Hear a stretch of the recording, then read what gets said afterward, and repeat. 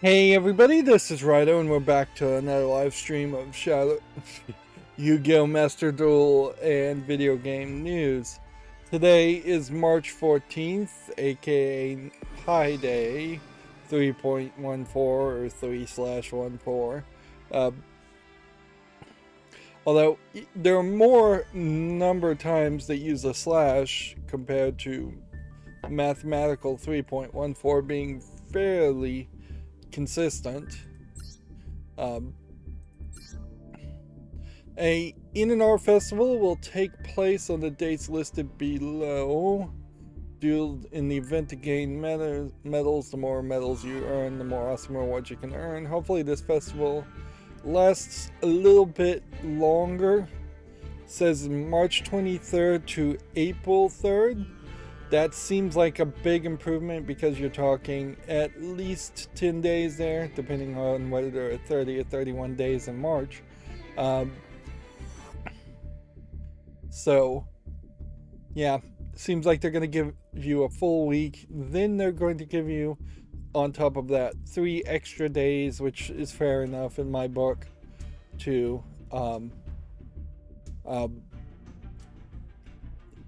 claim rewards if you're on the ball. A In-N-R rarity festival, I assume, means that you're only going to be able to play with normal and rare cards, which is a great festival for starting up with this game, since everybody is new to Master Duel.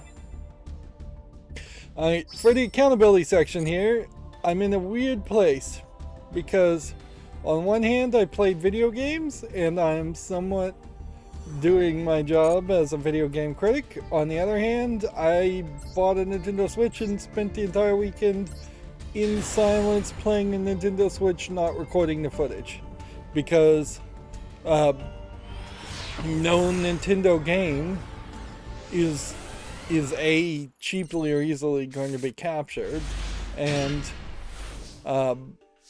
even if I could capture it and do fair use video game commentary on it, Nintendo won't recognize that. They would just get copyright struck and then destroy and endanger the other videos on my channel, of which I've made a lot. So I can briefly say I played just a little bit of New Super Mario Bros. U, I believe, and boy does Mario move a little slow until you can find the run button. And that was the first one I played, and the Joy-Cons on the Nintendo Switch are just tiny in my big adult hands. It's just not something that's going to work for me, I think, in the long run. Both days I had to take aspirin because it was causing arthritis and my thumb to be in the wrong position. They also, frankly, the Joy-Cons feel like they're designed to break.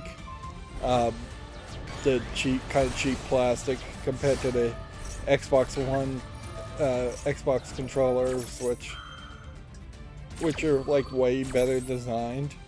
I did find that there's an 8-bit though version 2 adapter that you can plug into the USB dock, or get an adapter and plug directly into the bottom of a Nintendo Switch, and then just use a Xbox controller. I'm almost certainly going to move to using that. But yeah, all the gimmicks as far as the vibration and the waggle controls are just not things that I probably will ever engage in, really. I felt like the vibration on the Joy-Cons is super weak. It really sucks that there are batteries that you can't change in the tiny little Joy-Cons. It really sucks that there's not like a built-in grip to it, so you have to use the little plastic adapter to even be able to grab it wrap your fingers around the grip.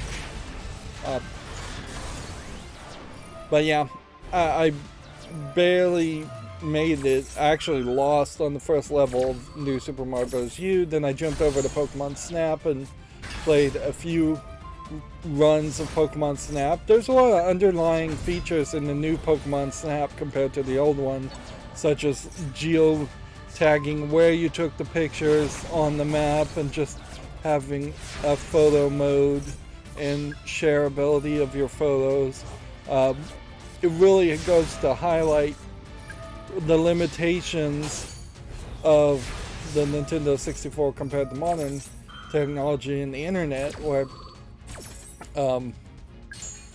so yeah, I think I'll enjoy Pokemon Snap fine, but I've been mostly playing Link's Awakening, and I've almost completely beaten all of Link's Awakening over the weekend.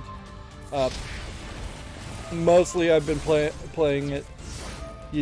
I think I've been playing all of it docked on my TV using the plastic grip adapter on the Joy-Cons, and I went like a full 2 days and then drained the batteries and then left the game just on the screen with the Joy-Cons being drained, and there's no indicator as far as I can tell that when it's in the dock, when the Joy-Cons are fully charged.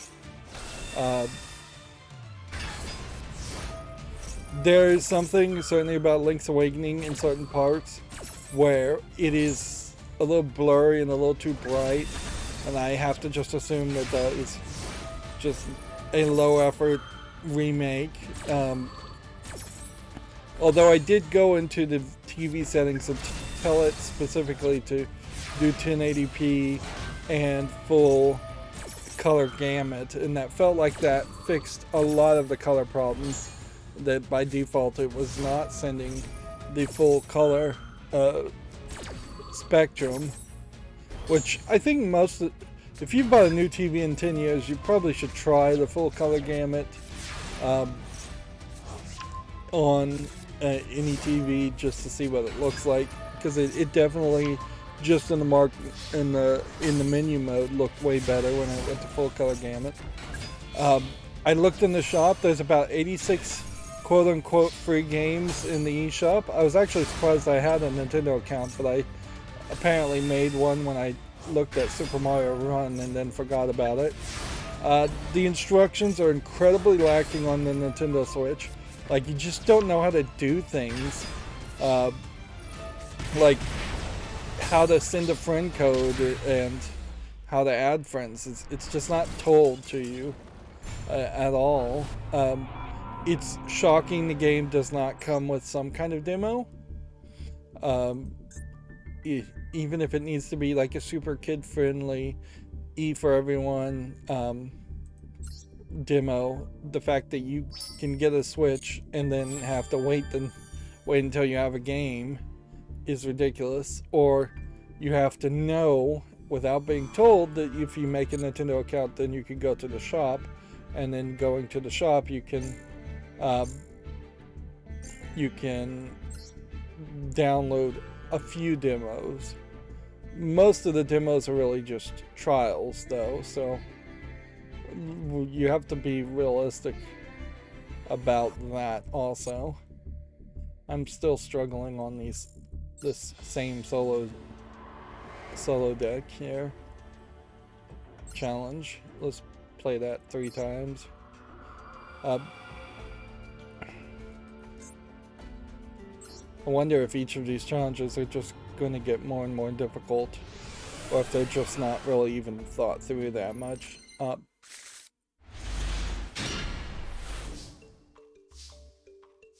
So once you have a Nintendo account, you can go through a very bad sorting system that resets itself through the shop. Look at all the free games and download a few things. Yu-Gi-Oh! Master Duel surprisingly being one of them. Netflix surprisingly not being one of them. There is a YouTube app and a Twitch app and a Hulu app, but that seems to be about it as far as the mainstream video streaming services. There is also like a manga and webtoon app, and one that looks more like a comic book website connector app. That's about it, though. There is, shockingly, no calculator app and no notepad app of any sort. So you can't take notes typing on the touchscreen or writing on the touchscreen. There are drawing apps, so there is some level there where you might be able to get a drawing app for free and just hand draw notes, but that would be very rough. I got a screen protector for the Nintendo Switch, and it came with no instructions either, and predictably managed to have one annoying speck of dust under the screen protector, but I would just ruin it more if I tried to do anything more with it. I'm jumping all over the place here. When you go into the eShop, it doesn't have different theme support. So if you turn on the dark theme on the main menu of the Nintendo Switch, then you go into the shop, your eyes will get blown out with a light white background depiction or theme, and that's pretty bad. The eShop is terribly programmed as a website anyways, and it doesn't load as smoothly as you would like it to. Let's see.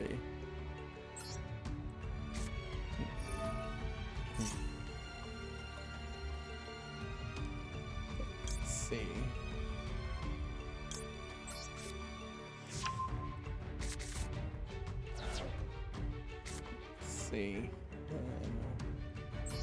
I think you want to summon this and then place this. You can activate this effect if you want, but it doesn't matter.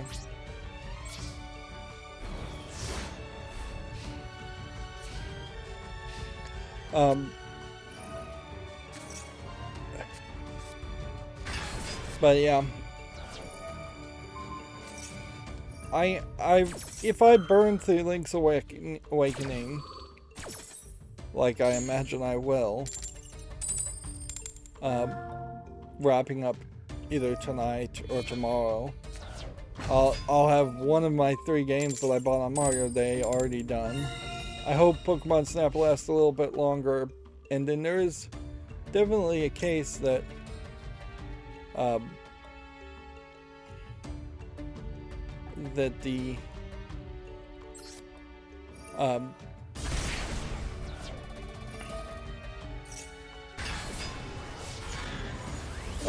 there definitely is a case that I won't really want to play New Super Mario U fairly consistently, because it is basically just remaking Mario Brothers, Super Mario Brothers, and that's a pretty old game.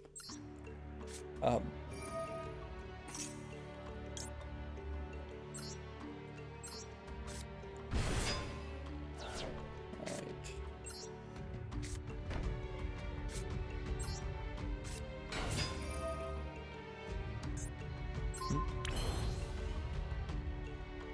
Okay, what can we special summon now?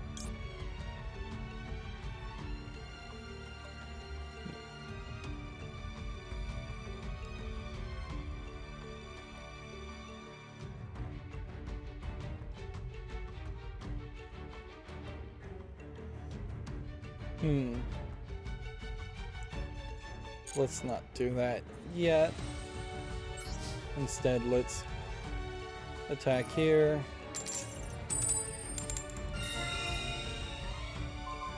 So your opponent just has all these hard destruction options, and like that makes this solo game really hard to win. For Raspberry Pi Day, I didn't buy any Raspberry Pi computers or anything like that. Like they're just out of stock, so like There really is just nothing to buy. And sure, Adafruit has sales, but their sales are targeted really around the idea of someone spending at least $200 in components, and that's a tall order for a small tinkerer to get free shipping. Even you have to like order quite a bit. Yeah, being based out of New York, I think their pricing on their free gifts, which is about the only thing that they really can control, and being mostly made in America products, their pricing is pretty high. That's why last year I made a special effort to buy pretty much everything I would want to buy from them. And over this year they have added a few things, but the part shortages and other things have made it pretty safe to not buy anything this year. Maybe next year. Link's Awakening is a very weird game. It definitely feels like it is a sequel to the first Legend of Zelda video game on Game Boy, and they've remade it and polished it, and there's just a lot of references to Mario things, and the spoilers for a very old game. That there's a twist that kind of slowly trickles in that reveals that Link's Awakening, even though it's in the title, is a dream, and you're seeing a lot of Mario stuff. So when apparently Zelda and Link, or at least one Zelda, dreams, he can jump to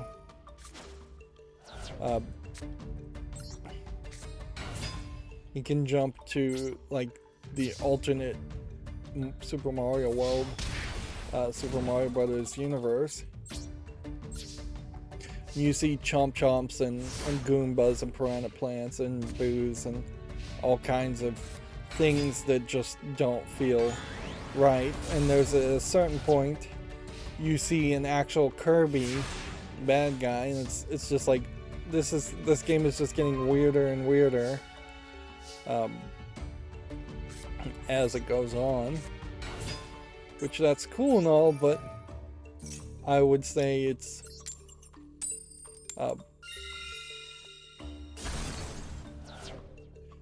also probably a very rough one to bring over,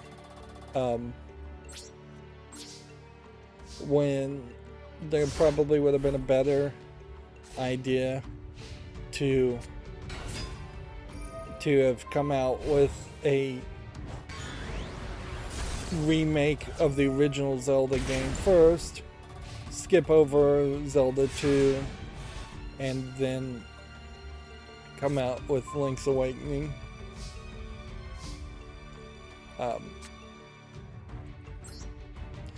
I need to do some research, certainly, as to whether or not Link's Awakening was the first Game Boy game or not, because that'd be very weird if it was.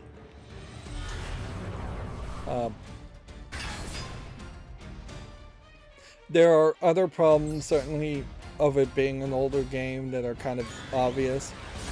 There's this whole mapping system that I think they've added where you can mark things on the map, and that is super helpful because without it you wouldn't be able to really remember without physically mapping things.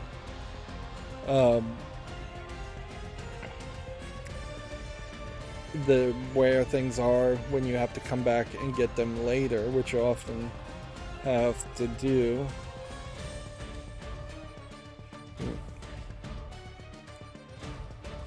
There's 3 mini games, but they don't really tell you about the 3 mini games, where I would kind of have hoped that they would have said, hey, there's a fishing mini game, there's a river rafting mini game, and then there is a crane game mini game, and that's it.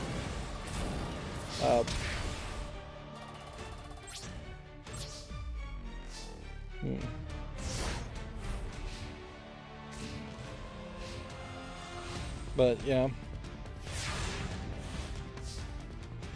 Link's Awakening, I guess, was the first Game Boy, and it was the fourth installment for The Legend of Zelda.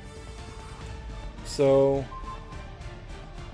like, timeline-wise, I think it probably is supposed to be after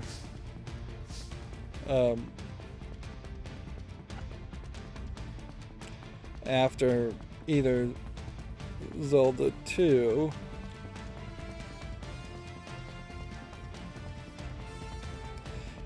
what's funny is it's called The Legend of Zelda Link's Awakening, but it doesn't even have Zelda in it.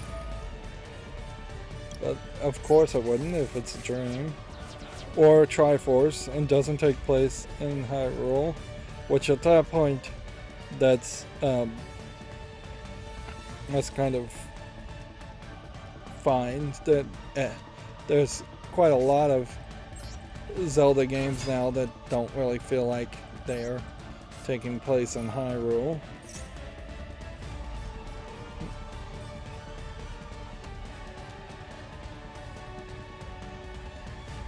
A Link to the Past, I guess, was the third game.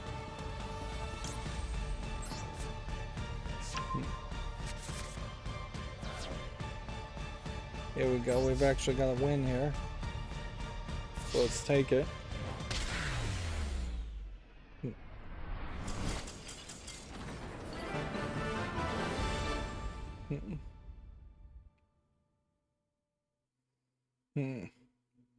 Apparently they were influenced by Twin Peaks. Twin Peaks certainly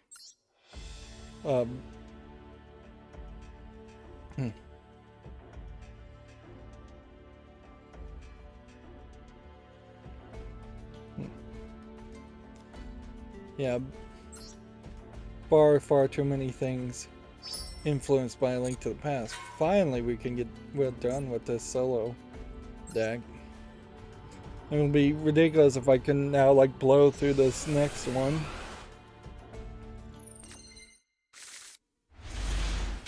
So I'm not sure I actually played A Link to the Past.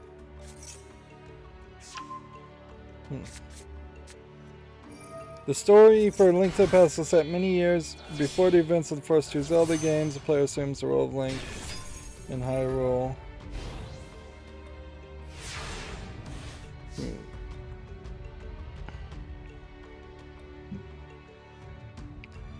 Yeah.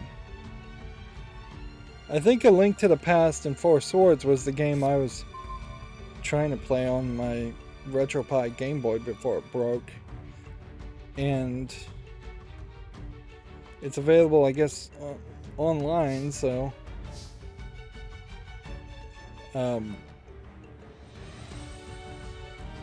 so there's a decent chance that they won't try to remake it. But I kind of wish they would remake it with the new graphics of the previous game.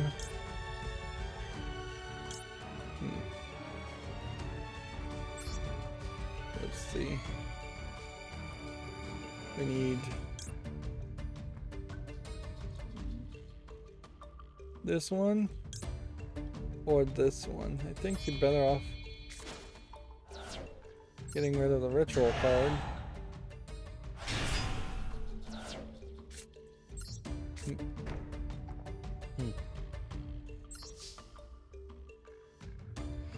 A spiritual successor, Zelda: A Link Between Worlds. Wikipedia just really shows me the images. Was for the 3DS. So there definitely are Zelda games that could use being remade and re-released as they have them. Whereas like remaking Super Mario Bros. 1, 2, and 3 into one game would be, I think, about as much as you could do for that. But clearly Nintendo should be hiring somebody to remake a lot of their old games so that they have more things to announce and put out.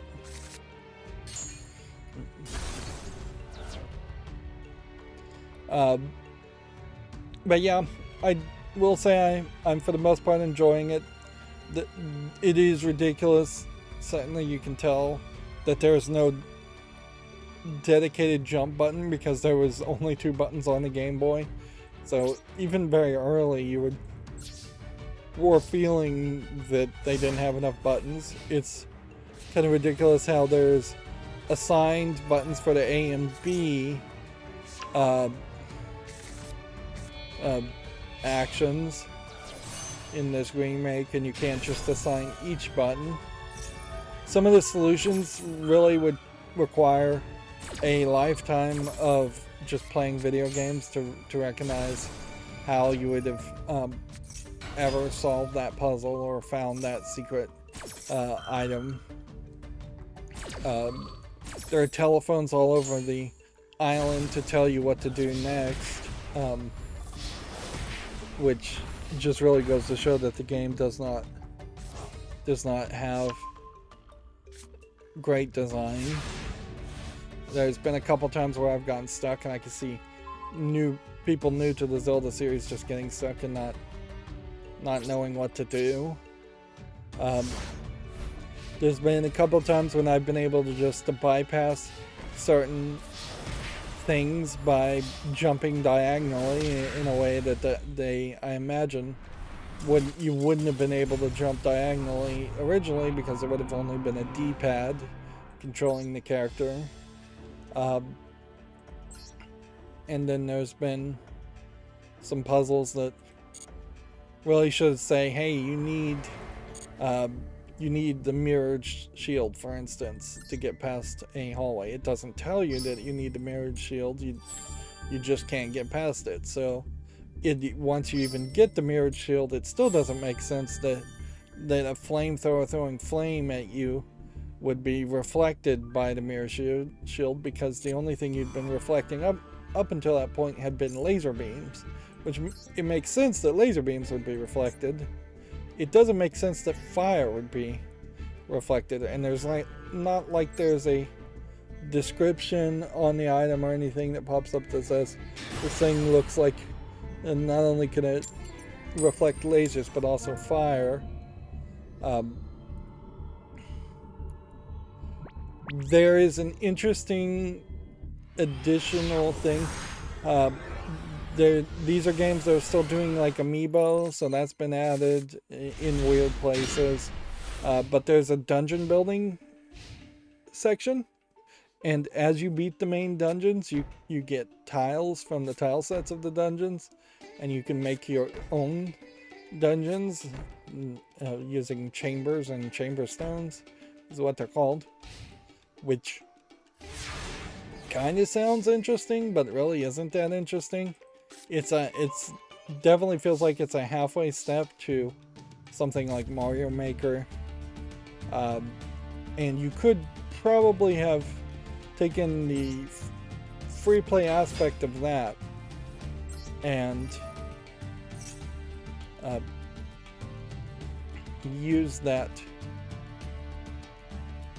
to some level of advantage by putting that out as a free dungeon builder demo thing for Zelda. Like, just by copying and pasting that small section out and then saying, okay, here's a bunch of tile sets that let you build your own dungeons and share them with your friends and get more people hyped on that game. It's a cool idea, but I don't think too many people are gonna stick around for it very long to get extra gameplay out of it. And unless there's some big twist after you defeat the 8 temples, which the temples start off fairly small and then get bigger, and crazier. Yeah, unless there's some big twist after the fact, I can't imagine there's too much that I would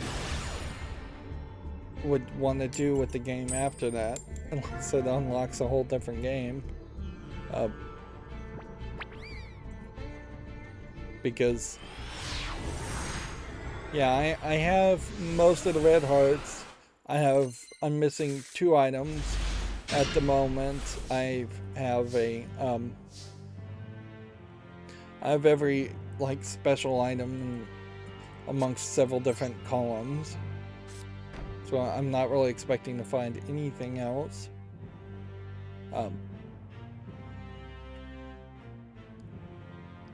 So yeah, I imagine I've got maybe 4 or 5 more games on it. Now, to wrap up this accountability section, we have our raw gaming going. Do you know if this is cross-platform? If you mean Yu-Gi-Oh! Master Duel, yes, it is. It at least in America, has a iOS and Android version. I've just installed Master Duel on the Nintendo Switch, and obviously it's on Steam. I don't know if it's on any other PC platforms available to play. All of them do connect via the kind of rough transfer data option.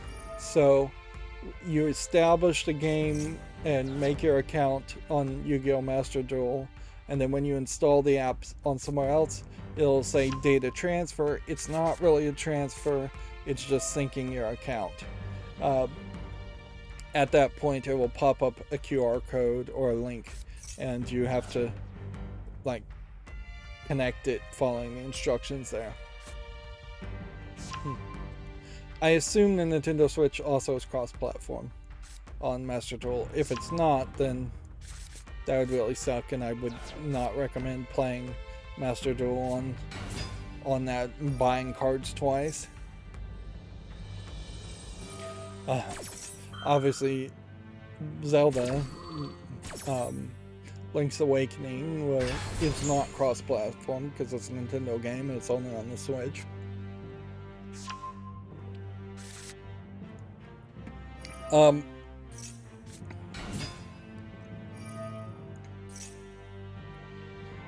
But yeah, that's enough talking about the Nintendo Switch. There definitely is a danger of me spending too much time playing games and not making footage on them. Which I definitely want to make footage if I can. Although, the Switch would also prove to be a great point to rest my voice on those occasions when my voice is really worn out and I've just talked far too much. I did also manage to come back and do another hour, maybe even 2, of LEGO Worlds. It didn't crash my computer. I didn't see any stuttering. So I'm thinking I fixed everything there. Or at least I'm hoping I fixed everything there after my RAM shorted out.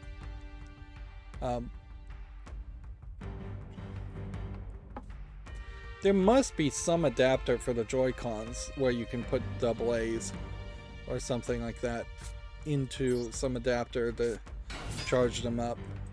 Otherwise, it is going to be a real big problem. Yeah, and unfortunately, we've got someone on the chat. I'm going to have to, I think, just take a break, bathroom break, right now, So I'm going to pause the recording, and for live people, I'm going to have to just apologize. This is one of those false starts again, where at least I managed to go 34 minutes. But yeah, I'll be right back. Okay, I'm back. Sorry about that. So, yeah, I think that's pretty much all I need to talk about as far as the accountability section. LEGO Worlds actually did go a little bit better in the last couple episodes. It seems like it opened up some new pathways to get gold bricks a little bit faster.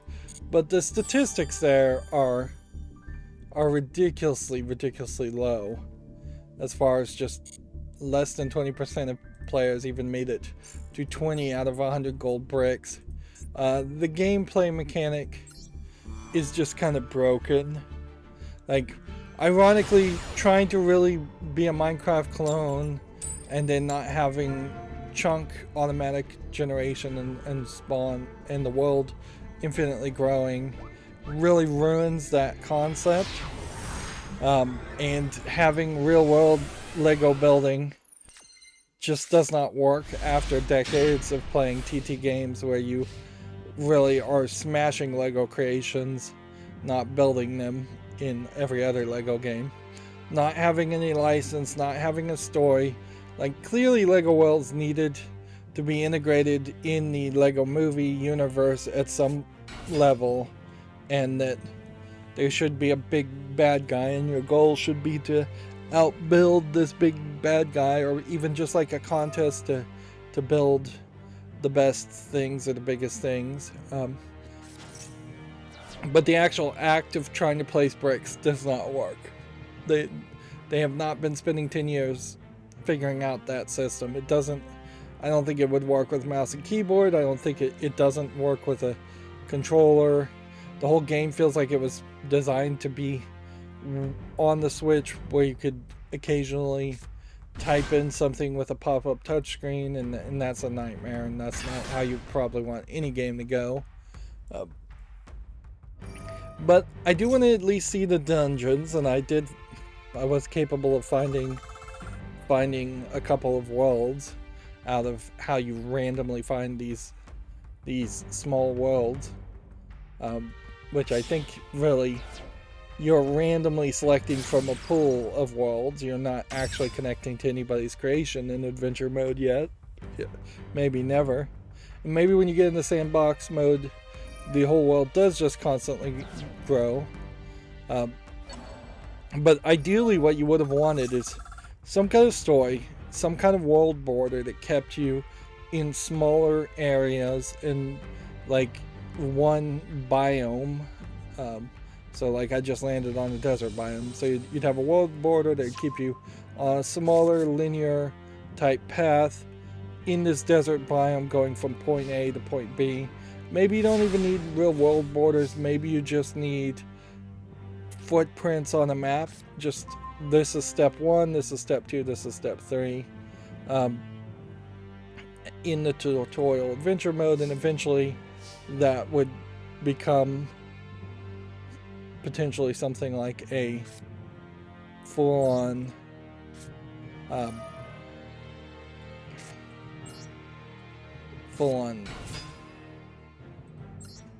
open world MMO. Although the problem with the idea of doing a full-on open world MMO is that there are cities. They're like very much bespoke designed cities in World of Warcraft that you go to. Maybe it is somewhat procedurally generated from in the forest in between a city, but there's a lot more work to it. Whereas there really aren't there really aren't NPCs in the game. There are NPCs in Lego Worlds, but they talk to you in a couple of sentences, and then they give you one quest. Maybe after you do one quest, you'll get another quest. Maybe after doing another quest, you'll do another. And even if you do finish a quest, it usually will either reward you with some small collectible in the inventory item, or it will allow you to discover for free something, but then you have to spend studs to actually unlock that thing.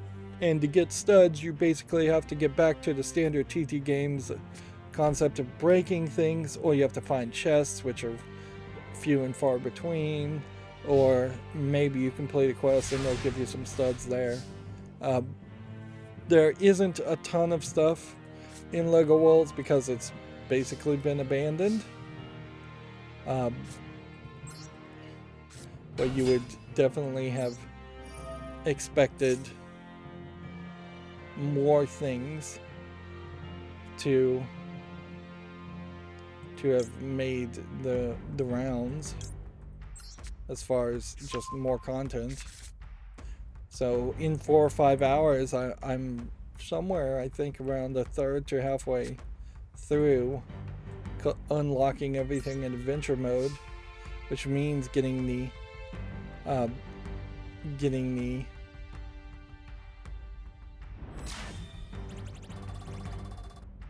there anything here?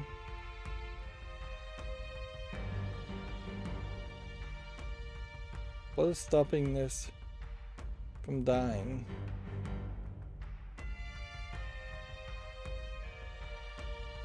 As long as his life points is higher. Okay.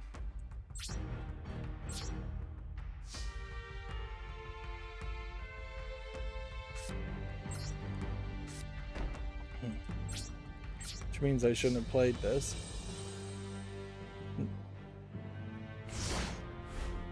So yeah, I'm still not expecting to go through LEGO Worlds all the way to the end. I'm expecting maybe 2 more hours of it and then being done with it.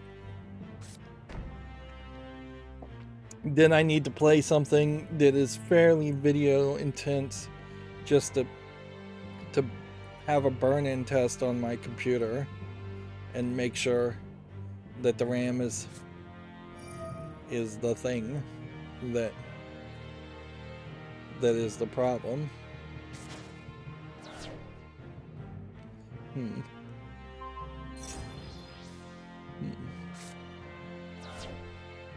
Stole my card.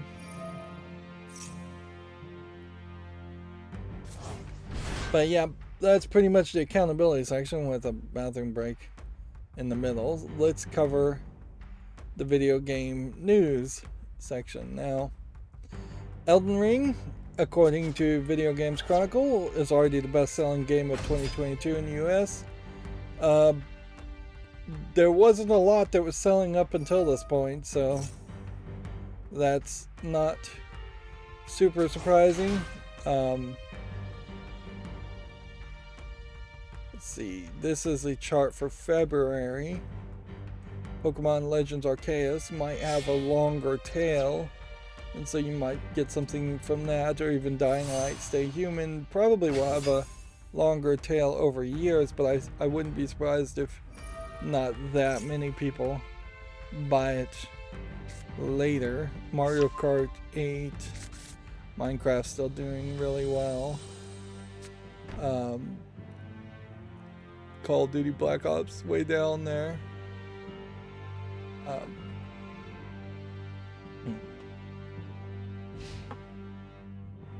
Well, maybe I'm misreading this chart. February 2022 US Top 20 Game Sale might be for the year.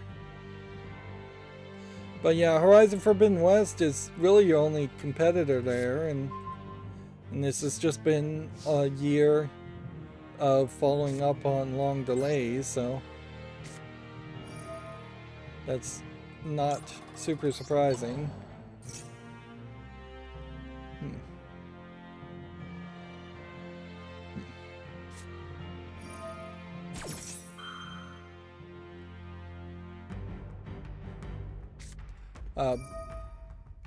What you would always want to hope for when you have an announcement like that, though, is that there would be more games coming out that were even better, which is what you always want for.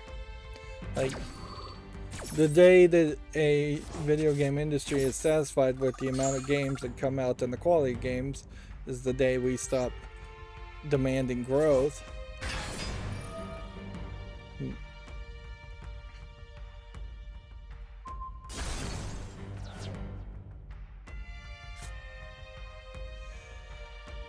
Yeah.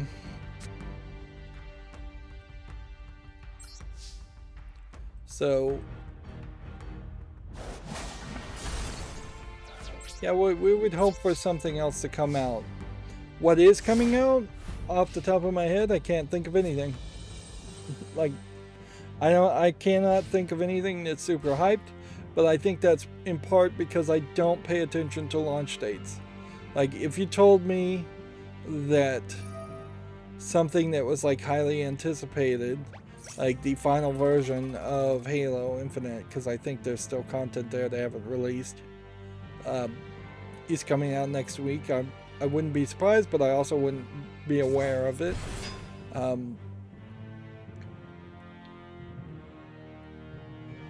I guess the Dead Space 2 or the Dead Space remake, it's not Dead Space 2 remake, it's a Dead Space 1 remake reboot. If that comes out this year, that would probably be the most thing that's been hyped at the moment, but that hasn't also been mired in long development hell times. Moving on, Video Games Chronicle says Xbox Series X and S consoles can now download updates in Energy Saver mode. By the way, the Nintendo Switch comes with 24 gigs of usable space, which probably means it has about 8 gigs of operating system firmware. I wouldn't be surprised if it's actually closer to 4 gigs for one version of the operating system, and then 4 gigs to put in a new version of the operating system, a dual BIOS style setup. But yeah, 24 gigs got filled up very quickly downloading just the starter parts of these demos, and for things like Yu-Gi-Oh! Master Duel, I imagine it would immediately say you don't have enough space to download the content for the Nintendo Switch. Even though obviously the graphics will be smaller and take less space on the lower resolution screen like the Switch.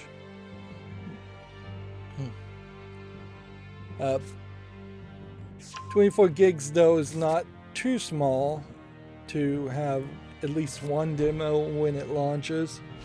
Certainly.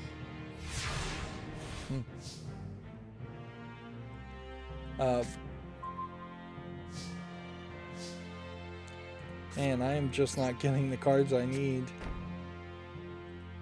And this guy is just not taking advantage of that either. He's playing particularly conservative.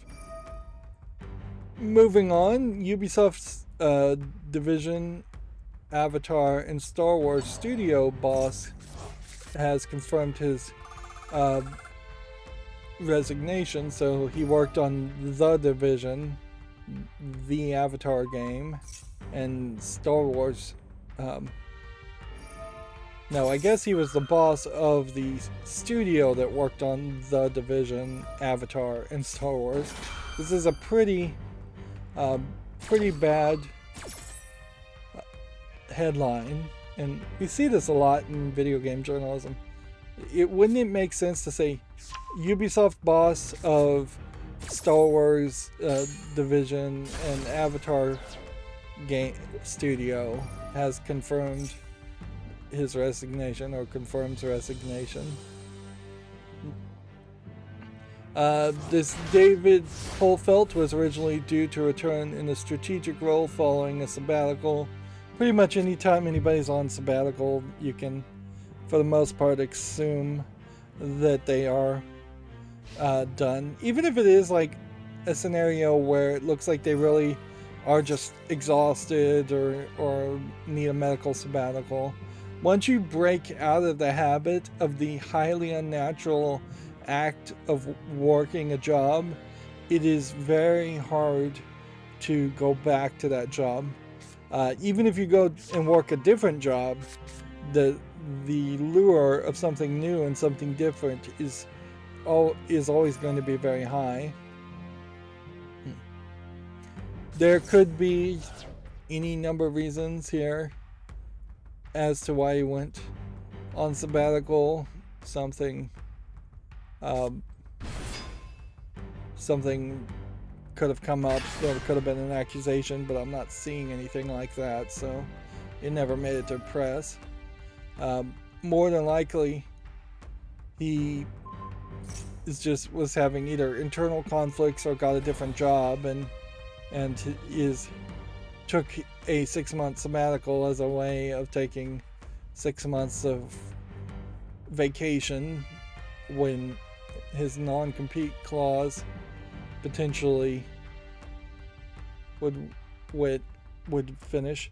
I wouldn't be surprised though if the non-complete clauses usually start at the end of employment, so the sabbatical would technically have been still, he's technically employed. So if he got in a different job, I don't think you go on sabbatical. That tends to be either you're really exhausted or you are being suspended, but you're too high up in the management for them to really call the suspension. And there is something definitely to take from that, how power corrupts, as it were, and high upper level management can never be fired for cause, can never be suspended for doing something wrong, even though I think anybody who's ever worked a job knows managers usually are up to the real shady stuff and are the bad guys in the office by far, not just because they're doing their job and hiring and firing people, but because they're doing inappropriate things, they're harassing people, they're just generally acting as jerks. But yeah, the low-level associates, they can be fired and they can slander those low-level associates, but once you become rich and powerful, all of a sudden it's hush hush, let's make a cover-up, let's find an excuse or a lie as to why this person's leaving, because we can't dare tell the truth as far as how most managers are bad actors, because that would make other managers look bad, and we can't have the world realizing that most managers are bad and shady, to say the least. That is in part why I suspect that Microsoft's Activision Blizzard acquisition may very well have been billionaire protectionism, that they wanted to help get Bobby Kotick out of the limelight so that it stopped reflecting badly on other CEOs more than they were just trying to get a good deal on Activision Blizzard due to negative press, or they were trying to help the associate level employees and the lower level employees at Activision Blizzard so that they stop being treated poorly. I seriously doubt Microsoft really wants to help Activision Blizzard become unionized or really improve the work environment that much. They'll play lip service to it, but I think the damage is fairly done, and there's not much they could do, and not much I suspect they will do.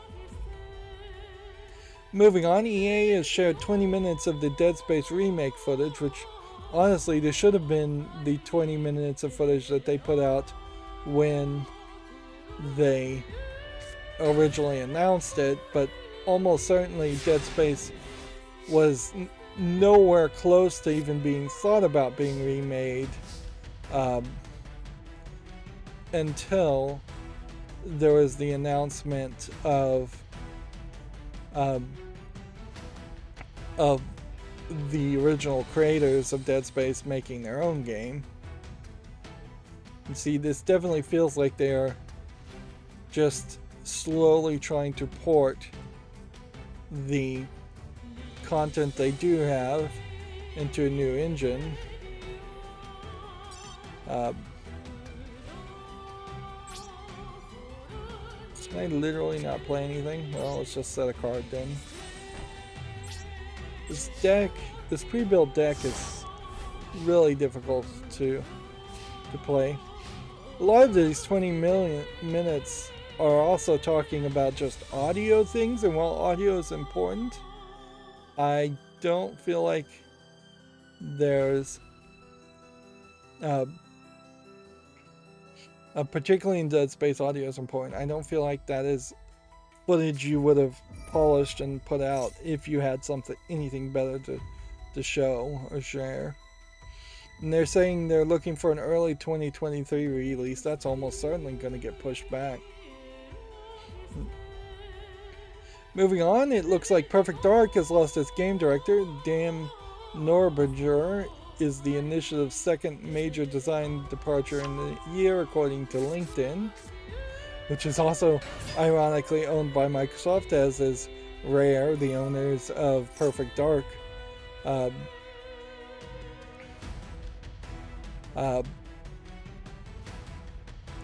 Let's see. Yeah. I would assume Perfect Dark is in development hell. Every indication points that out.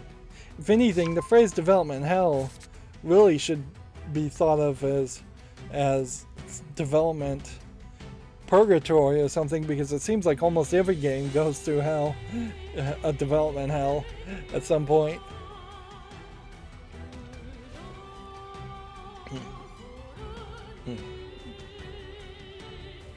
This may not be any actual new news. This may just be Video Games Chronicle reporting on something we'd already heard. War Inspector breaks silence and finally implies that System Shock 3 is dead. It's been almost 2 years since the last update on the game. Let's see. But yeah, that's believable. And without with Tencent's involvement and it being transferred to Tencent, they may just not have any real reason to work on it that fast or that much. There's a quote here in this article if you want to read it, but the System Shock 1 and 2 remakes versus remasters definitely need to be reevaluated as to which of those actually made out. Were they actually good, or are we still waiting for a System Shock remake, since there was, I think, a System Shock 1 remaster. It's very possible that they never really put a lot of time or money into making System Shock 3, and it was just like technically greenlit, but nobody was funding it. If anything, Tencent, assuming Tencent is the publisher for System Shock 3, it reflects very poorly on Tencent if they're not really funding the development of the game, and because that's the one thing a publisher has to do to be a good publisher, is they have to throw a ton of cash towards paying employees so that they can develop the game, and a ton of cash towards advertising the game. Gearbox Publishing, I think, is pretty notable for not spending enough cash to advertise the game. Would you believe that there was actually a Gearbox Publishing game released just a couple of days ago? And Tencent potentially here setting themselves up to look like they're too cheap to even fund the development. At least Square Enix funds the development of some games and then doesn't advertise them and complains about them not selling.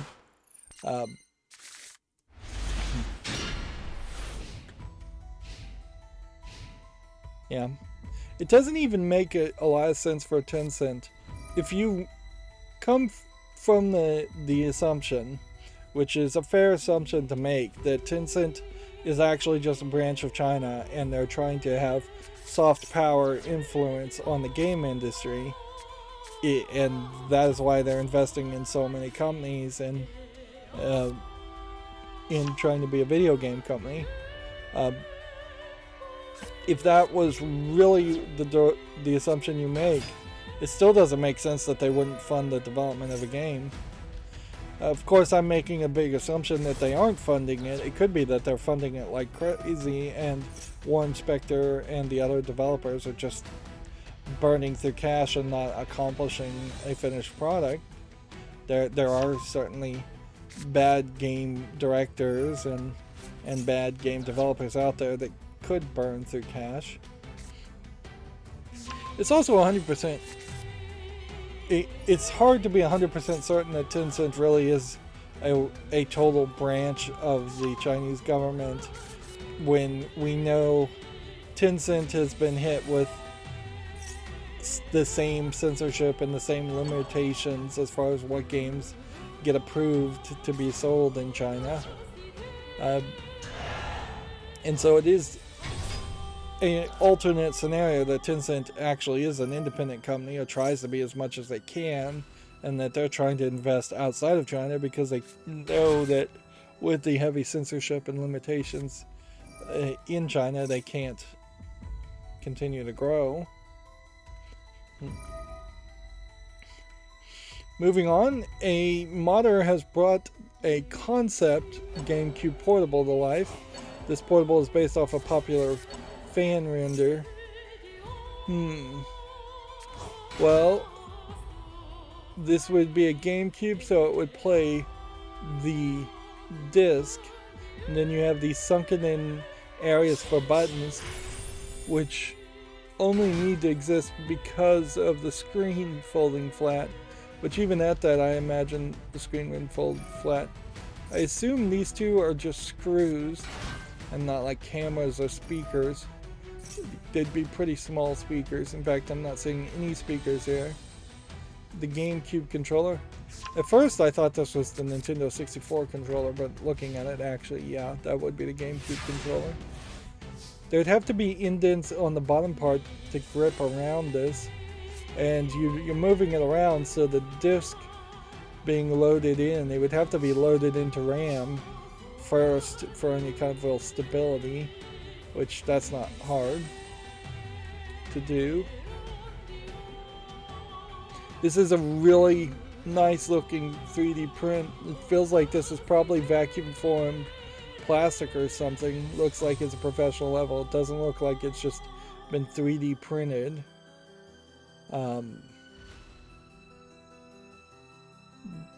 But what do you do with that after that point? Like, what do you say or do?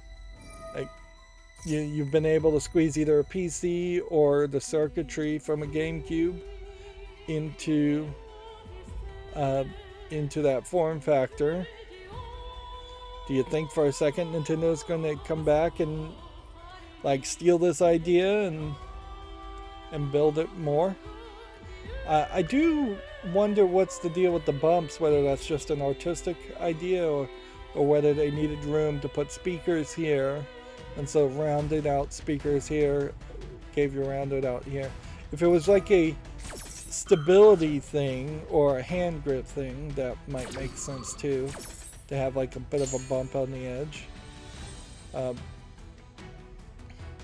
Oddly, it looks like there's a volume slider here, but then there's a left bump trigger, unless this is just rubber here. Left trigger and right trigger. The GameCube did have those kinds of triggers, so your hand would be right over this volume slider, which that doesn't sound smart.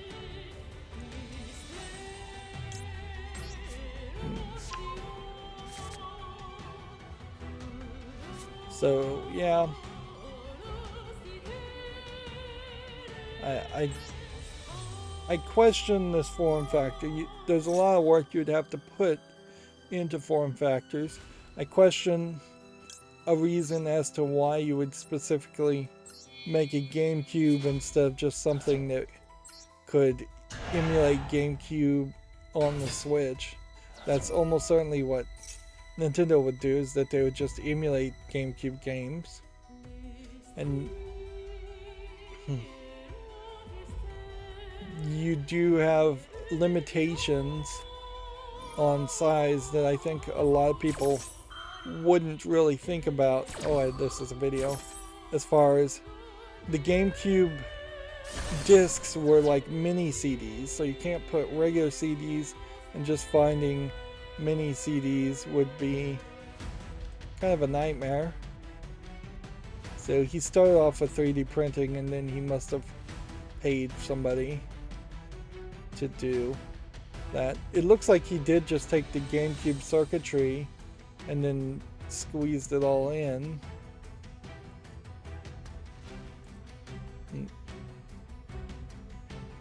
I wouldn't be surprised if by default the GameCube was still doing analog content, and with that the analog video is coming out, so you'd need something that could convert analog to digital LCD screens. But yeah, you can see by his hands the form factor is pretty small, when it would kind of make more sense to just make a GameCube Mini and have it plug into your TV and have a regular size controller. It's not a terrible mod by any means, but I would have wanted to see more. Like, that's the problem with the NES Mini also, is that these are very limited systems, and this time it doesn't even have any nostalgia built around it, so it'd be kind of hard to think of this as a product that would have mainstream appeal. But I do like to see these kinds of mods, certainly.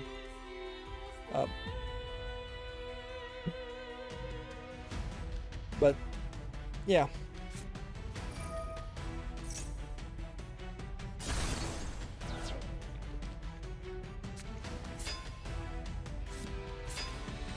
I would much prefer for Nintendo to just put out cartridge versions of its old games from the GameCube era and even NES era, just cartridge versions of a lot of things,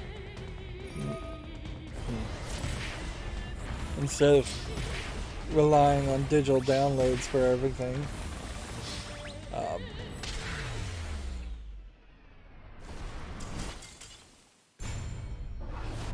But yeah, I'd also much prefer them to just continuously remake things, and I already said that today. It's just keep on remaking things and rebooting things. Moving on, Video Games Chronicle says the Smash Brothers Masahiro Sakurai has been named the most valuable creator at the Famitsu Dengeki Awards. Quote, "Thanks to everyone who supported us." Which at a certain point, this is probably going to be his Lifetime Achievement Award, because we don't expect him to make any more games, particularly any more Smash games, although he's said he's wanted to stop making Smash games and then been drawn back in. Nintendo theoretically has to be thinking about the Switch too, and Smash certainly would be a game to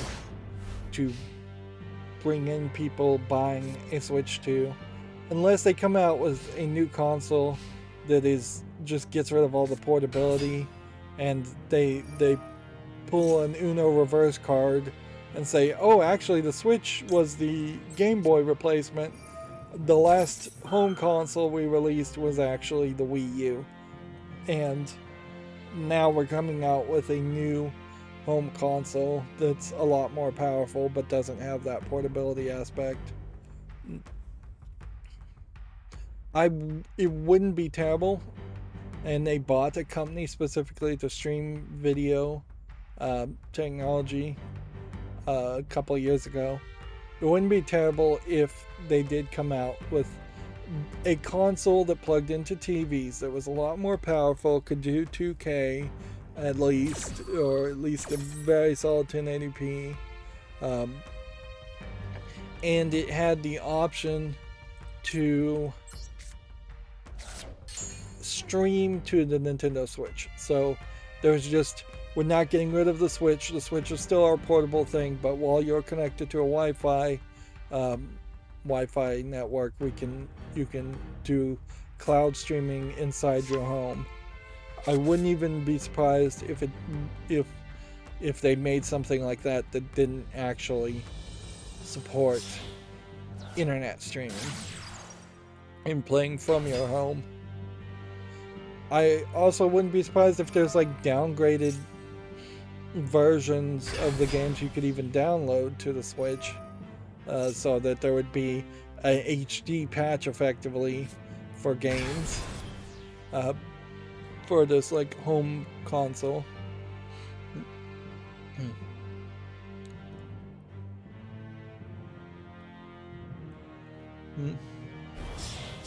Yeah, it wouldn't be crazy if they came out with something called the Nintendo Plug, for instance. They probably wouldn't call it the Plug, but or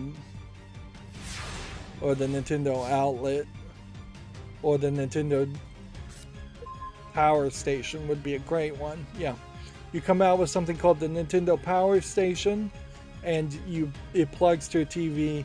It can do at least 1080p, probably 2K, maybe even 4K. And it streams games to the Nintendo Switch and does everything you would ever want.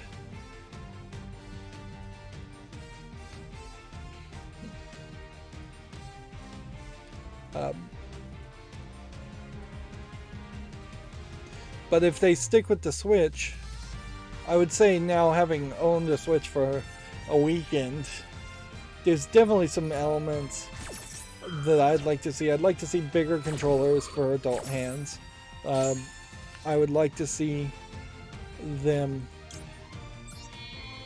abandon the infrared remote feature because they didn't do anything with that. Abandon the tilt control because they didn't do anything with that. Probably have voice input instead of a touchscreen keyboard. A much better interface in general. Bigger screen instead of just better screens.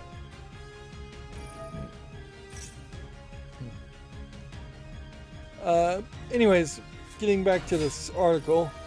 For the Famitsu, the winners for Game of the Year was Monster Hunter Rise, beating out Monster Hunter Village, and nothing else that I really would think would have competed there.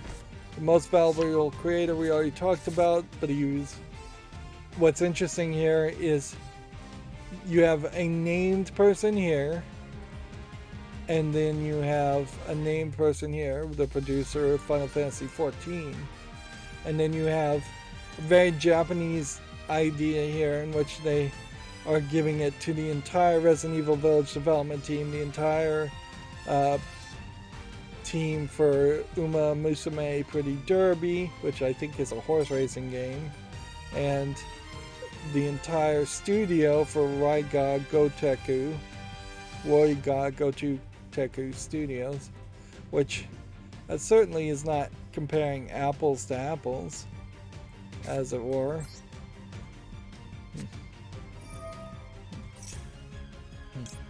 Sounds like a storm is coming. Well,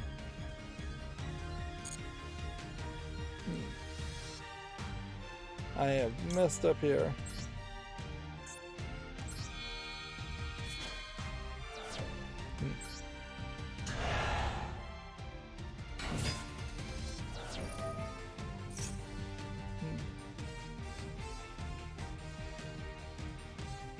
The best scenario they gave to Lost Judgment over Buddy Mission Bond, a game I've never heard of, Tales of Arise.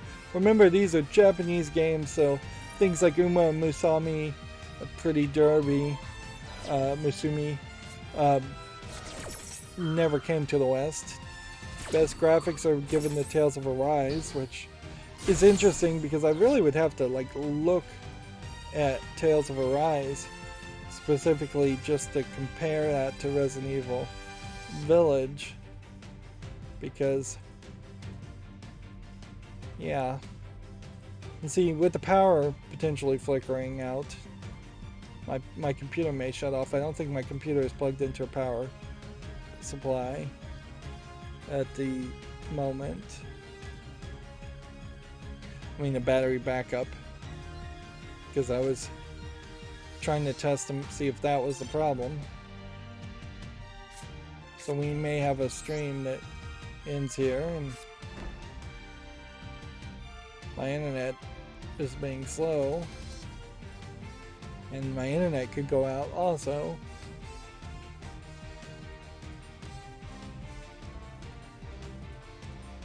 Let's see, best music they gave to Masumi. Best actor they gave it to a Takuya Kimura in Lost Judgment. Best voice actor they gave it to Hitomi Ueda.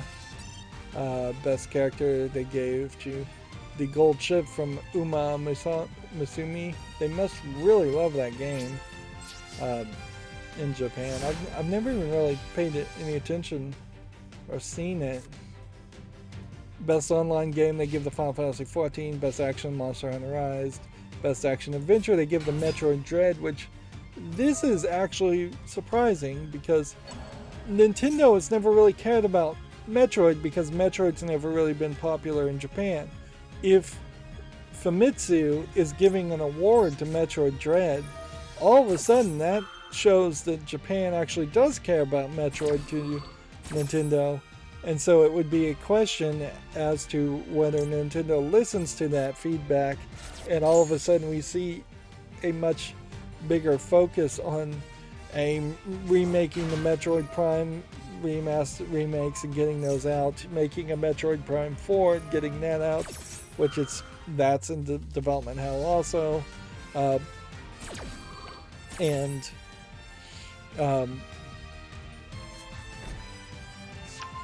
several other potential Metroid games that could be remastered, remade, re-released, particularly re-released in Japan. Best Adventure they gave to Budding Mission Bond. Best RPG they give to Tales of Arise. Best Indie Game they gave to Hades, which a lot of those they only have 3 picks. I almost like that better. Instead of it being 4 or 5 things getting mentioned and there always being a 5th one that just does not really match up, leaving everything to just 3 picks I think works fairly well. Best esports game they give to Apex Legends, where you would think Street Fighter V would potentially have been more of the Japanese pick, but obviously people are not happy with Street Fighter V. So here's what Tales of Arise looks like, and the graphics do look good, but they are definitely the cell-generated, cell-shaded anime JRPG graphics that you would expect in a JRPG. They are not the hyper-realistic, hyper-gory visuals of Resident Evil Village. And even as cell-shaded images, I think probably in-game you're zoomed out enough that you don't see maybe a lack of hair detail or kind of sharp angles or just kind of generic textures that you would see zoomed in.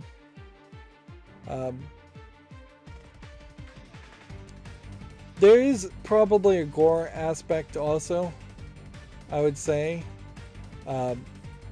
It is very believable that the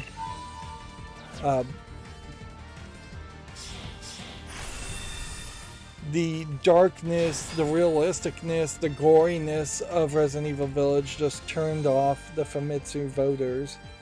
And I assume this is Famitsu themselves giving out the awards, not having people who read Famitsu magazine voting in. But it could be either, really. Japanese people have specific laws against goriness, and they are getting censored versions of Resident Evil Village because of that. Also,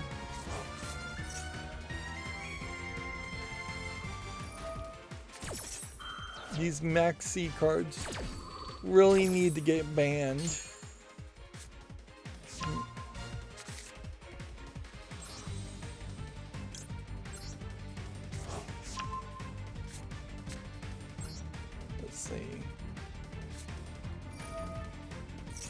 just activate a spell.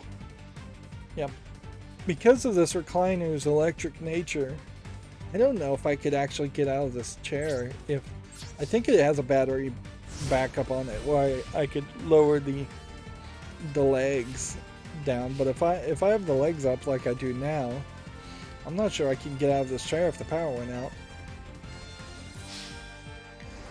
Moving on, the DualSense breakdown reveals internal upgrades for new colors, which, okay. I imagine most people assumed that there would be new colors. That's a fairly safe assumption. See, playing a spell gives you 100. Doing it once gives you 100. Doing it multiple times does not give you more. Video Games Chronicle says Konami is holding a free indie games convention in Japan. Both exhibitors and visitors can attend the Indie Games Connect 2022 free of charge. Attend as an exhibitor? Interesting. Yeah, my computer is still set to have the CPU fan spin at maximum. That would be the next thing to change out, is set it back to just run at its own performance level.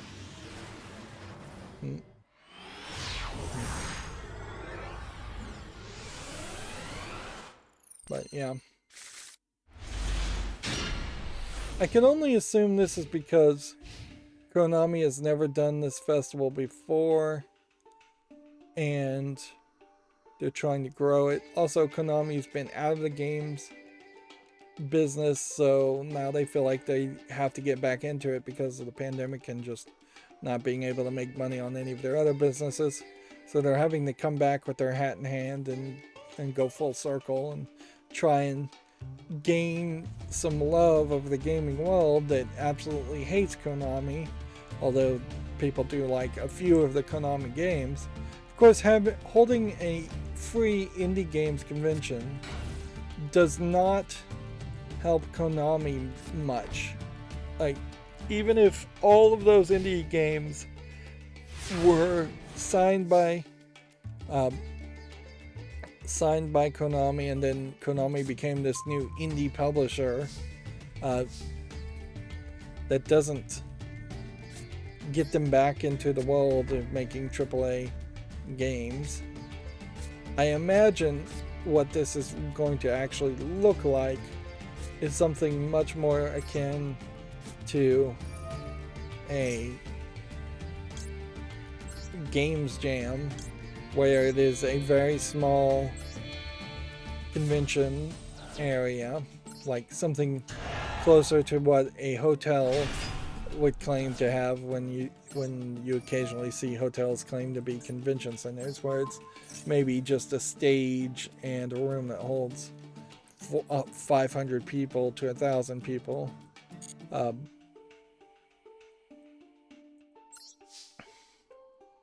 Like, I wouldn't be surprised one bit if that is exactly what it is, and that's why it's free, compared to something like E3, which would be a giant convention center.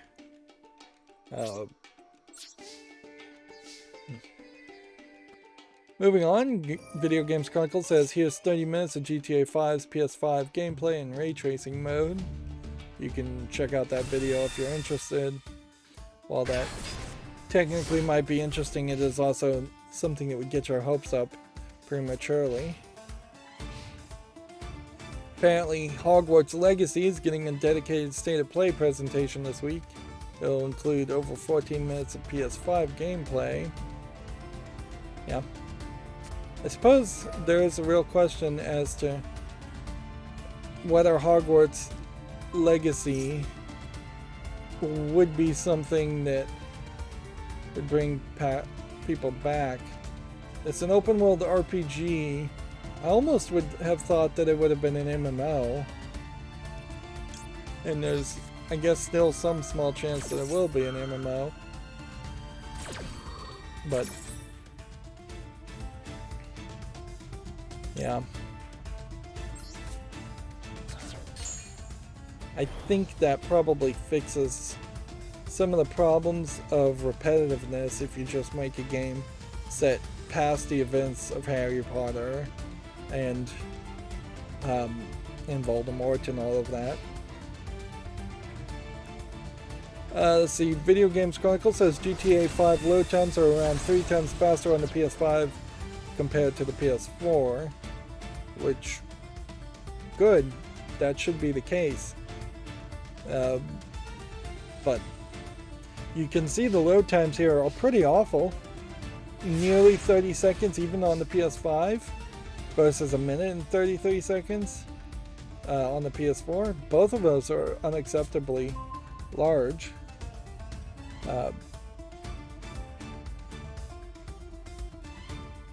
Let's see. My screen just blinked, and if I see anything at all weird happening now, I'm gonna get super paranoid about it. My third screen blinked. That may just be the wire, but I can't dismiss anything. Yeah. Suffice it to say, if I stop streaming, all of a sudden the power went out in my house. And that'll just be it for today. As far as the stream, I'll catch up on Wednesday. Let's see. PlayStation 5 and Xbox Series X will be available for Walmart Plus members today. Square Enix is seeking fan feedback on how to improve Babylon's Fall, which I guess that's the last gasp of a dying launch, is to ask for fan feedback. This is not.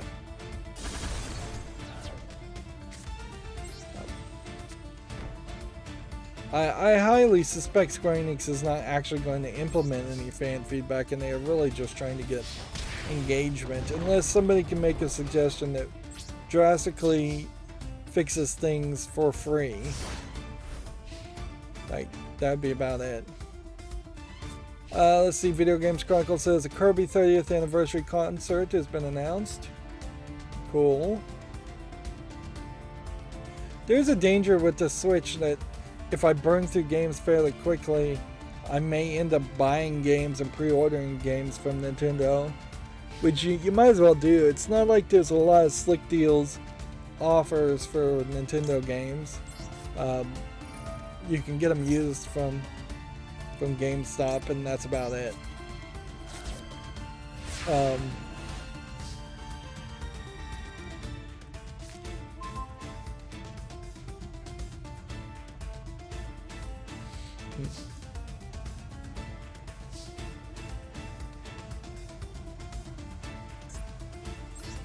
Guess we'll try this.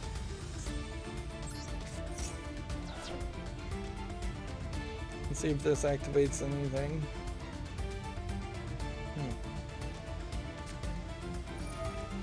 But yeah.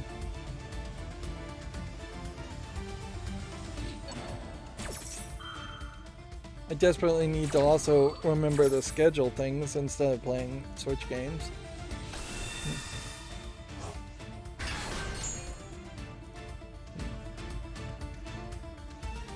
Okay.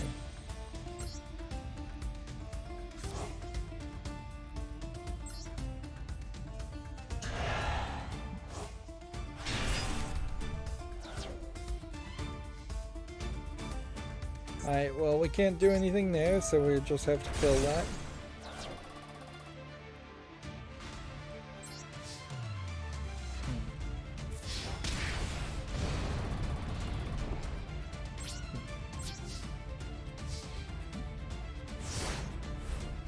Let's see. Video Games Chronicle says at release GTA Online players who transferred to PC can't migrate to the PlayStation 5 or Xbox Series X or S, which also sounds pretty bad. Let's see. I didn't find the bug yet as to what's going wrong with the Gamatsu articles, that it's opening older articles.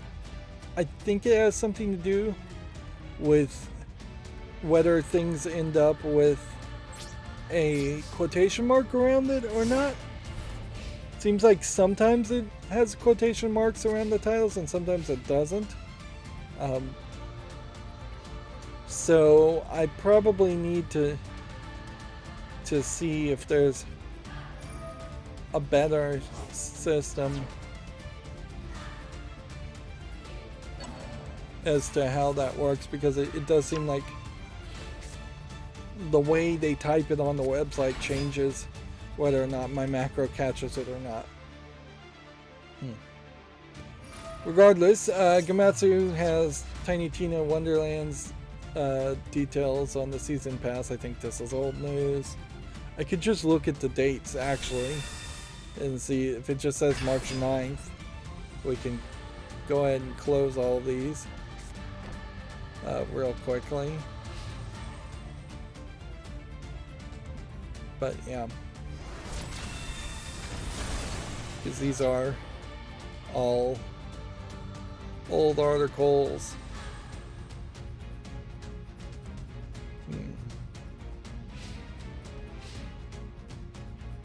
We definitely talked about all these.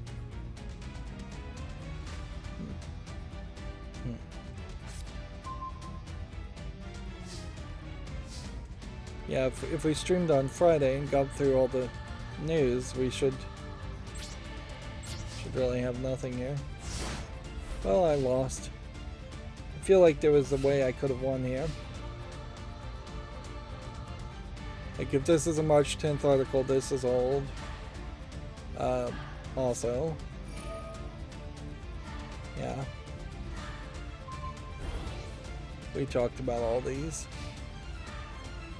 Which on a funny level is showing that there really is not that much new news as far as Gamatsu anyways. I think we even talked about Konosuba Dungeon RPG sequel being announced. Which would kind of make sense that there wouldn't be that much new news on a Monday. Revita launches April 21st for Switch and PC. I think this is old news too, but we'll cover it. See, that might be the other issue, certainly, might just be that there actually isn't any new news. Like, this Dead Space remake launches early 2023 might be the only new news. There you go. They have this week's Japanese game releases: Strangers in Paradise, Final Fantasy Origin, Persona 4 Arena Ultimax, and more. I'm definitely having some network trouble, but I would have to just chalk that up to the storm. The physical editions of Binding of Isaac for the Switch and other consoles have been delayed, but they also promise something special there. Yeah. It'd be kind of crazy for me to get the physical editions of Binding of Isaac Repentance now, but I could see getting it used later. Depends on just how long I'm still playing with the Switch. But apparently, like, Galgun Double Piece is coming to the Switch, launching worldwide. Why would I play that on Switch, though? That is definitely a consideration. There's very few games I'm actually going to try and play on the Switch if they're PC versions anyways, unless I just ended up going outside a lot more than I plan on and needing to take a Switch with me, like a child that just needs to be entertained at all times. I mean, I already have a cell phone for that. In fact, I desperately need to replace my cell phone with a newer cell phone.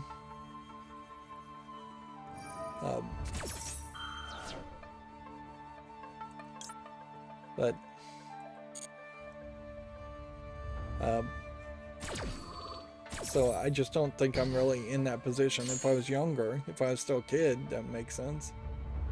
Kowloon High School Chronicle, Neptunia X, Senran, Kagra, Ninja Wars, Persona 4, Ultimax and Strangers in Paradise are the digital and physical ones. There's nothing here specifically that's physical. I guess that is just no longer a thing.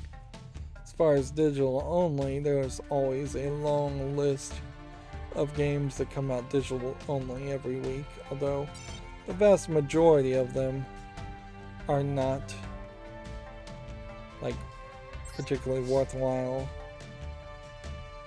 things to mention.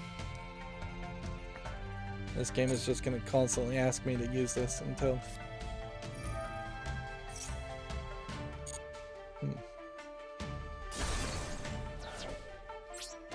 we may win here because he's played too many cards.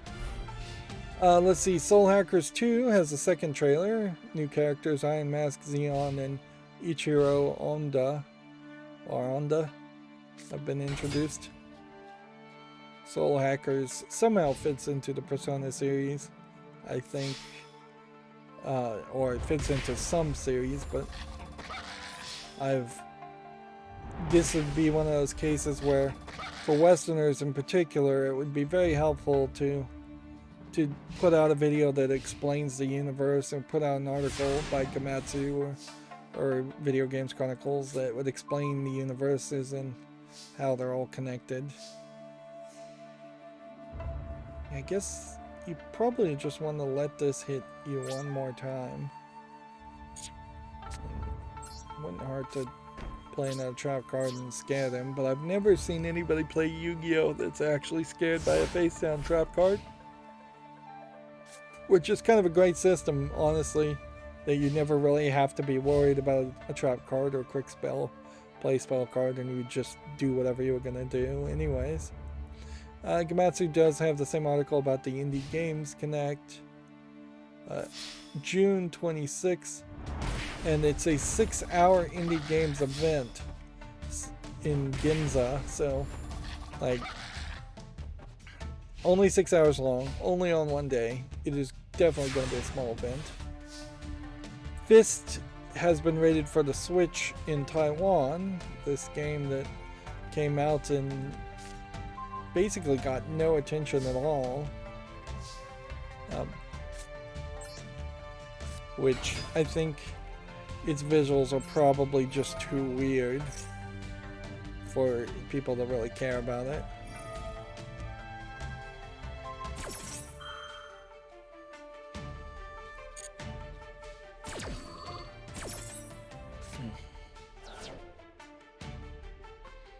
Alright, if this works,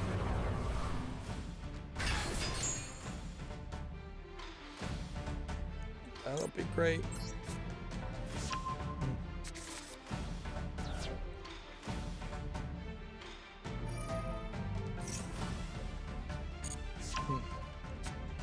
No! Darn it! I should have activated the spell.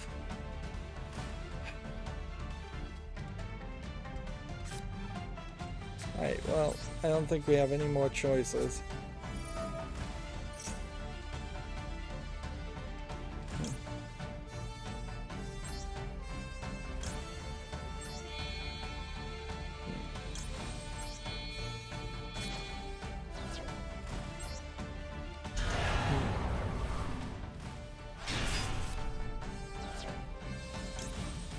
Go ahead and activate this. We'll just destroy this card. Sure, why not? Double activate it.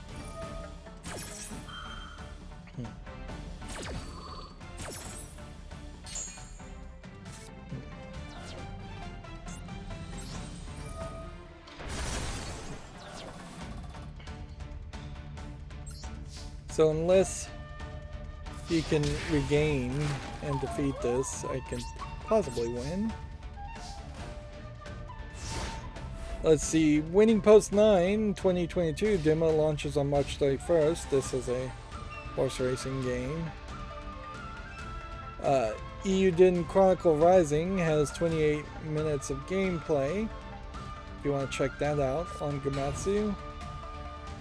Sonic the Hedgehog 2 has the final movie trailer, which I guess technically this is still video game related, but it's kind of quickly stopping from being video game related. See, the irony here is that we're going to eventually get to a point where we say the only good video game movie ever made was the Sonic movies, and after that point I think we have to go in the opposite direction and start to say, actually, Sonic is a great movie character and TV character and a terrible video game character, and just remove Sonic from Redcon Sonic from being a video game character, which might be the way to really go.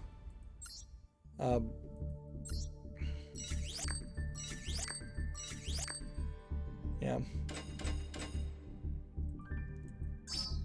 You almost wouldn't be surprised if, like, Pokemon could do the same thing. They could take Pikachu and some of the other, probably not Pikachu because he's too popular, but take 80 of the Pokemon nobody really cares about and just retire them from the games and say, these are actually characters we're going to put in other media.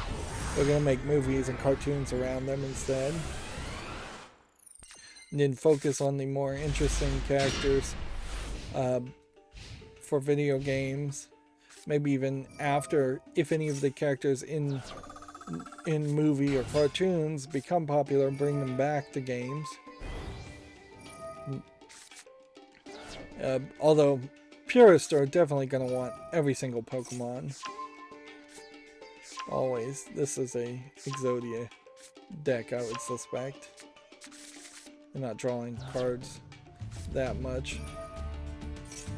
Unless you're trying to get something very specific.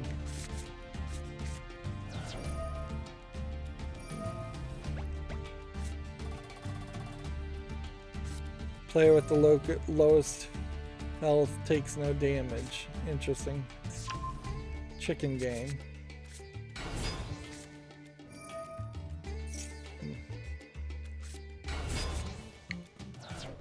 Moving on, Gamatsu also has the Hogwarts Legacy state of play set for March 17th. Here are the games that came out. We have one called Battery Out, which I think we can say no to. I think the yes-no system is just going to be our permanent system going forward. Travelers in Space Crack. Looks like nothing that would interest me. My Kindergarten Learning Adventure. There's always the danger of a game trying to sell itself as a kid's game or an educational game and just being garbage. I think this one probably falls under that category. $5 even, English, allegedly full audio, I doubt that. Bad Trip Survival Horror Shooter, and here you have a girl with massive underboob, which is not even depicted as accurately in the game. There's as a fan of underboob, I put this on the follow list, but almost certainly this is a low effort first asset flip for zombie shooter game. Almost certainly. Apparently I got signed out again, so I can't put this on the follow list even if I wanted to. But I'm really just putting it on the follow list just to see if people review it particularly highly. Here we have a Sokoban game called Soko Winter, which is more of a sliding box pushing game, possibly. It's still going to fall under that category of a single screen puzzle game, though. At 69 cents, it's not too expensive. That's about as cheap as any game gets on Steam. But I still think I would say no to that. Here we have Magic Crystals 2, which doesn't look like anything. It's some kind of tower defense type game. That's about nothing. We don't even have that many games coming out, so we may get through this fairly quickly. Chester here is just a dark screenshot horror game, obviously. No to that. Code Makers is an asset flip shooter game. So nope to that. No, there is a secret goal here to gain a bunch of life points. And this guy may be helping me like perfectly gain a bunch of life points. Also, he's still on his first turn. He's just playing like crazy, which I assume means that there's an end game to this more than just giving me health and taking his health down.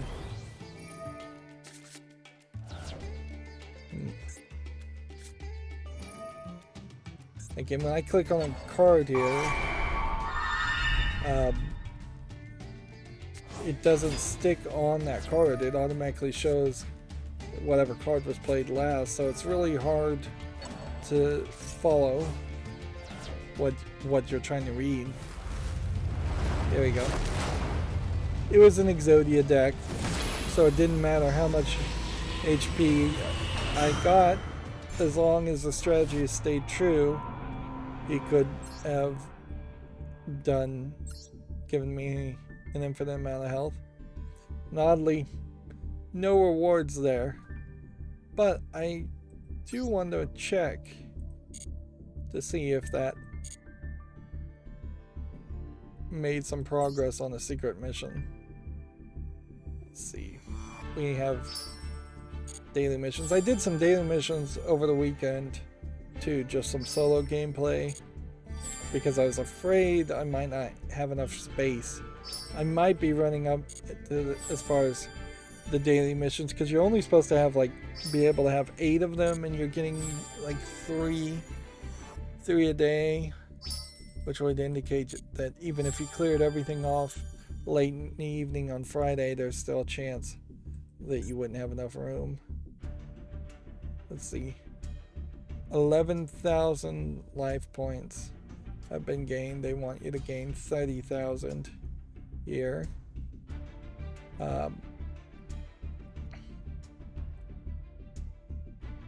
Some of these definitely are not making a ton of progress as far as these unlimited missions, and they will just take forever. What daily goals do we even have? None. Good. We're done. We're done for the day. That's good. We can just play because there's nothing better to do, and because we don't really even have that much news to talk about. Here we have a game on Steam called 10 Trials of Babel, the Doppelganger Maze, which looks like an RPG Maker game and doesn't support English. It's a Chinese-only language game. We're still seeing Chinese-only games being approved, but arguably we've seen a considerable drop in Chinese-only language games in the past couple days. And we've seen almost a complete drop in English and Russian troll games, which, yeah, I wouldn't be surprised if half of the Chinese language troll garbage games that were coming out were actually Russian games, Russian game makers. This game, Dungeons Fall, looks like nothing, and that's why we're seeing a bit of a drop there also.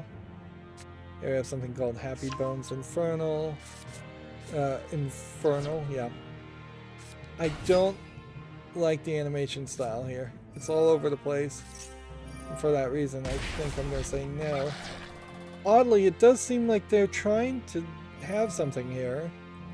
It's just the visual polish is lackluster. Plus, they're going between like these cube characters and then this bad animation style. So they're jumping between 2 different animation styles, even on the same screen, cube characters and flat drawings. So that's a no. Legends of Mathematica, The Shadow of Certainty, which has a whole bunch of videos. I just want to see a screenshot, and now no screenshots want to load in. In a world where everything is logical and makes sense. This really does just look like a RPG Maker garbage game. Maybe built around math? Like, it's showing equations, but I'm not seeing how these equations would really lead towards anything. And these are like highly complicated, like high level math, so it's not even an educational game for little kids.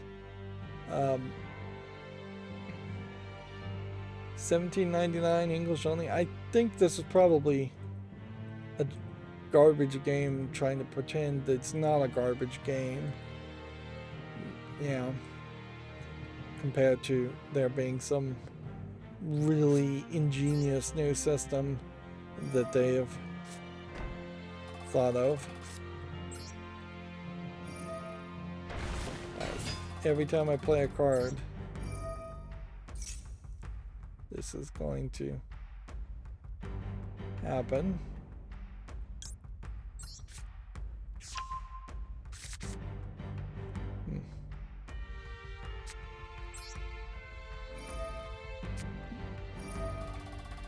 My only hope here is that I can summon this.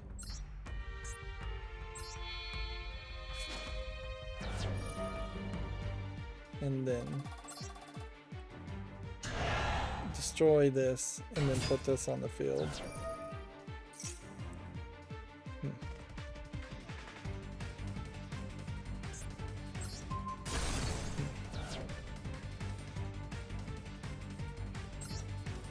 Or maybe I'd just attack.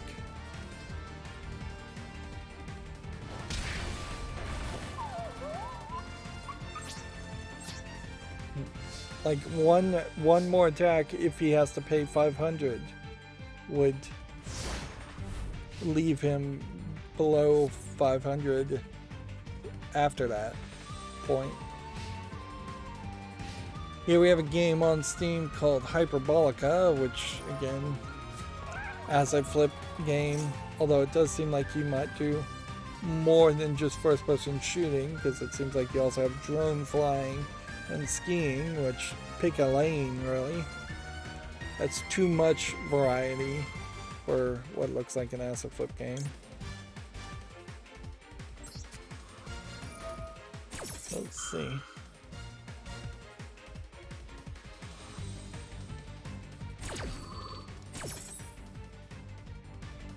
Go ahead and give me this one.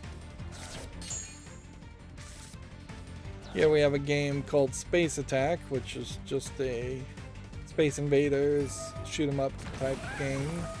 Although, interestingly, it seems like it's a shoot 'em up that sometimes then devolves into staying in an area and doing Space Invaders, which that's been done before, but they tend to keep those two styles of games separate.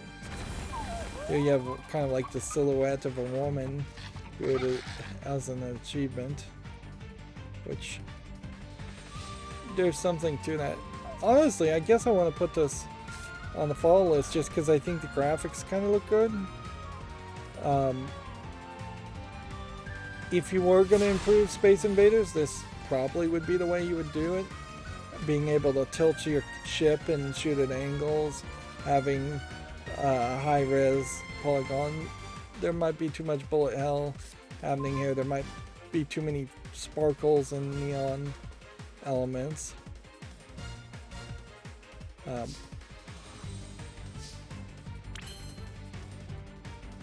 let's just go ahead and attack and win, because victories are the best reward we can have.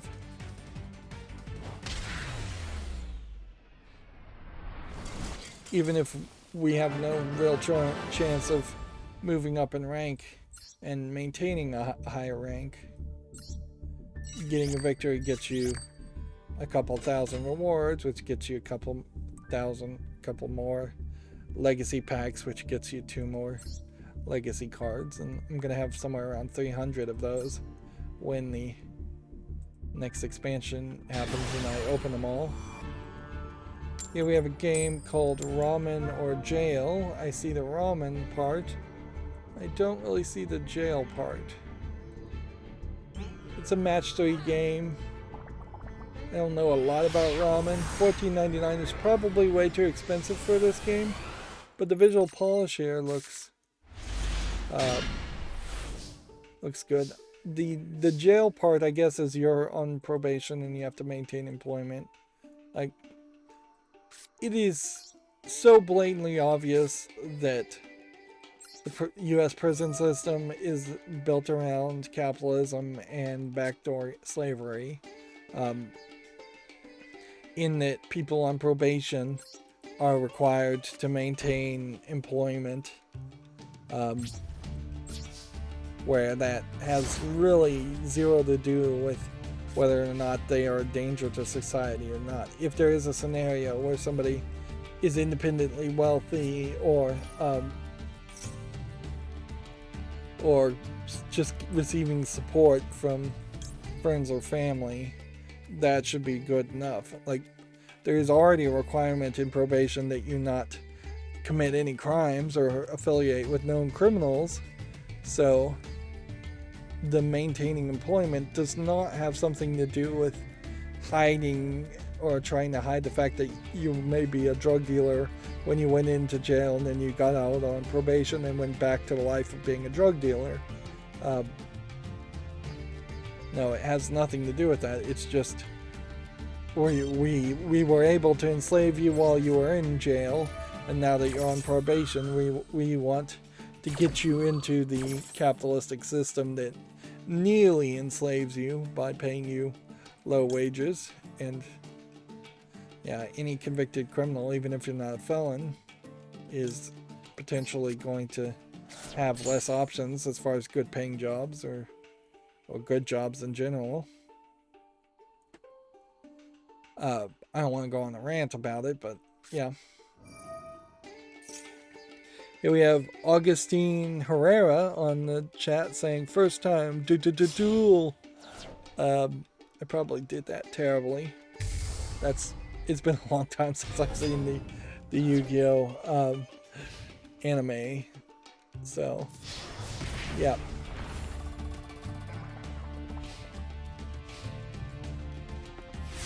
It seems like my videos are getting a few more views, and Yu-Gi-Oh! Master Duel is probably helping with that a lot.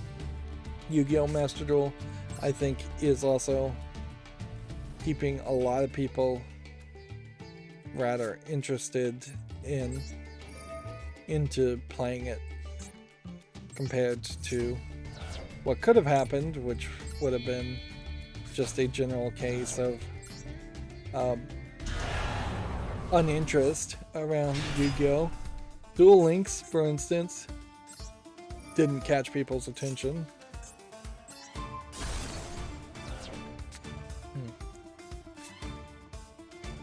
Okay.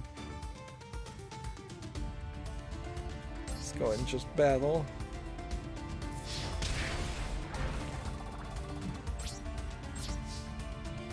Next we have a game on Steam here called Fritz 18 Steam Edition, which I think is probably a chess simulator. It might be a really well programmed chess AI chess program, but do you really need that? That would be the real question, particularly if you're gonna have to pay $80 for a chess game. You'd have to be a professional, like ranked chess player to justify that. I will put it on the fall list because I'd like to see some reviews of it, but realistically I'd never spend $80 for a chess game that's not visually polished and doesn't really offer any level of difficulty to me compared to an average chess game, which is to say I'm not a good enough chess player to recognize the difference between a master or grandmaster level chess AI compared to just a generic chess AI.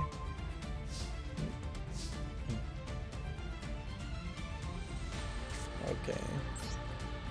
think we've lost here, which is not uncommon. Next, we have a game on Steam called Rock Snake, which is just Snake with rocks, which I don't see the reason why you would do that, really. Visually, this is polished rather nicely, so why not just have an animation of a snake instead of rocks? And in this same environment. Like, this is the best looking Snake game I've ever seen as far as putting it at a tilted camera perspective in a hyper realistic 3D environment. So then why drop the ball on your character development? I mean, that's downright infuriating that so much could be done right and then the most important thing is done wrong. Anyways, moving on, we have Battle of Finland, Winter War, which I don't think I'd be saying yes to too many war games at the moment. This one in particular, pretty poorly animated. So that's obviously a no. Here we have a game called Pom Pom, which this might be a release of an older game. Puzzle platformer. What's interesting about it is it actually looks like a puzzle platformer where so many barely have anything going on. So that also kind of makes me wonder if this is an older game. So yeah, $11.99, bunch of languages. I think we have to say yes to that. Okay. Play this. And then let that resolve first. Then play this. And special summon that. Tossing that.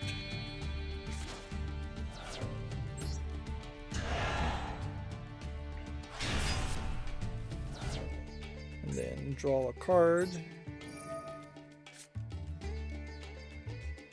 And in the turn. Next we have a game on Steam called Dog Clicker, which, you know, don't call it a clicker game, call it Dog Petter, and it's a game where you just pet dogs and cats and you get more dogs and cats and you might have something that really works. But you'd have to have better graphics and more graphics certainly around that. You can see this one's already mixed reviewed and every screenshot looks pretty much the same. It's free to play with a third-party account for kind of no reason. It doesn't even seem like it has in-app purchases or DLC. But yeah, there's definitely room for a animal petter, dog petter, cat petter. Just maybe make two separate games. Maybe have a dog mode, cat mode, or both mode. Here we have a game called Capybara Spas. People like capybaras more than they really should, considering they are just giant rats, or rodents. Not rats, but yeah. This is probably a resource management game, I would say. But it does kind of have an interesting twist. And so if I could get past my hate for capybaras, I guess I should potentially give it a follow and see. Seems like people do like it.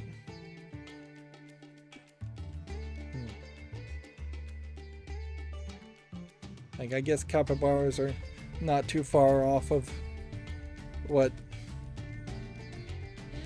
foxes or monkeys might be in other cultures that get inside of natural hot springs and enjoy the hot water. Next we have a game on Steam called Ball Pain, which is just getting over it with Benet Foddy or Jump King cologne, this time with a round ball, which is absolutely not what you would want.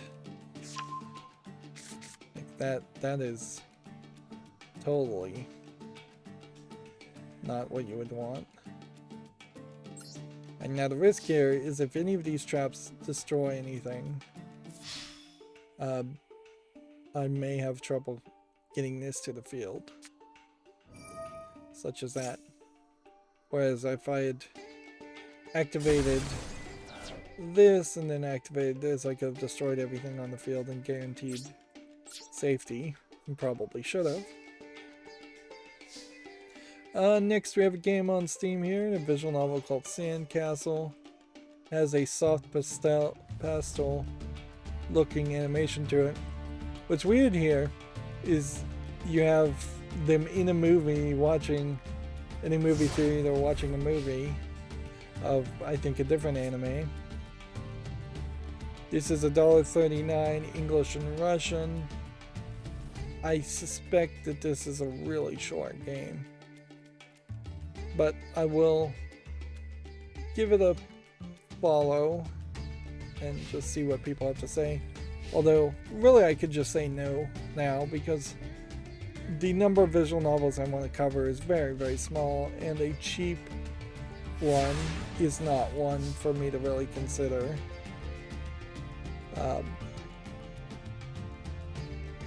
So yeah, let's say no to Sandcastle and just start to be a little bit more picky about what visual novels I say yes to.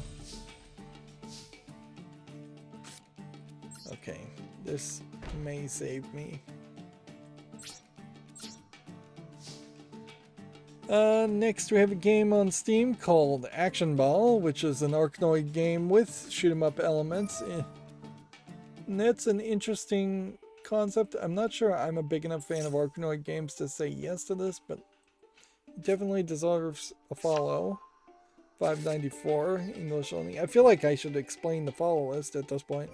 Like I look at every single game that comes out on Steam every Monday, Wednesday, and Friday, and if a game looks like it even slightly has a chance of being good, I'll put it on the Steam follow list, and then wait until it has at least 30 reviews that are mostly positive or in the positive range. It doesn't have to be labeled as mostly positive on Steam, and then I'll start to evaluate it. The reason I do this is because the vast majority of every game that comes out on Steam is just not for me, or is absolute garbage, and so it's very easy to just curate that way into a secondary list, and then wait about 6 months and look at the games from the follow list and decide whether they deserve to be on the wish list, which the wish list doesn't mean I inherently have to buy the game, but it does mean that the game is good enough that I would be willing to buy it. I also ask people to friend me on Steam and gift me a game off my wish list or a gift card, and thus the wish list needs to be somewhat up to date and curated. Although up to date is a relative term, because I am saying I look at the games on the follow list 6 months later, which means I am well outside of the initial 6 weeks launch window of almost every game before I even start to consider buying it. Well, I shouldn't have activated that trap.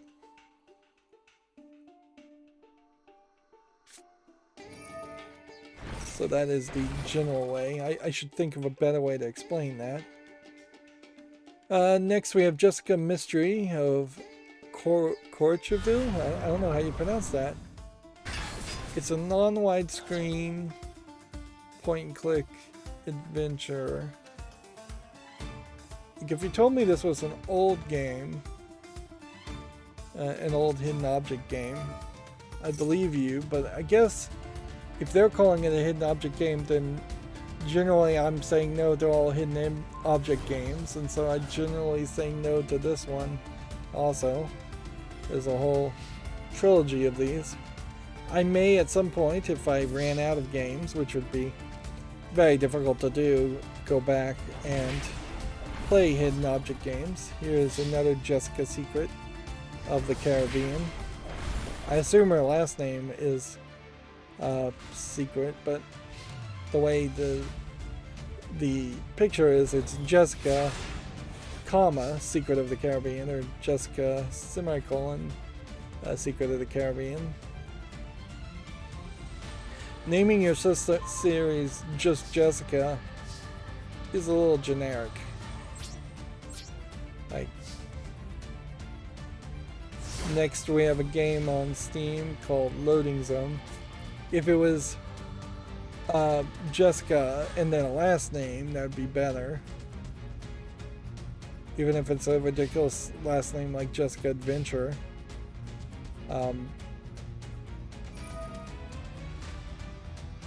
But yeah. This Loading Zone looks like it is a 3D Tetris game. It's probably a little too realistic for anybody to really want to play it. It feels very much like you're doing something like someone's job. Although they have software that will tell you exactly how to pack things and bundle things so that things can be packed.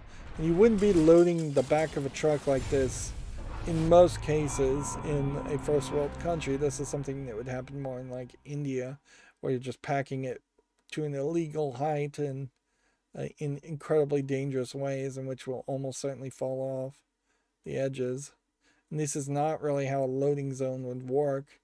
In most cases, you're not just going to have a tarp and you're just not going to just put boxes on that way. You're going to load from the back onto a docking container, and you're going to have things on pallets and hand carts and tools to move big bundles of boxes that have been hopefully wrapped in plastic so they won't fall over in big bundles, depending on what you're shipping and how you're shipping.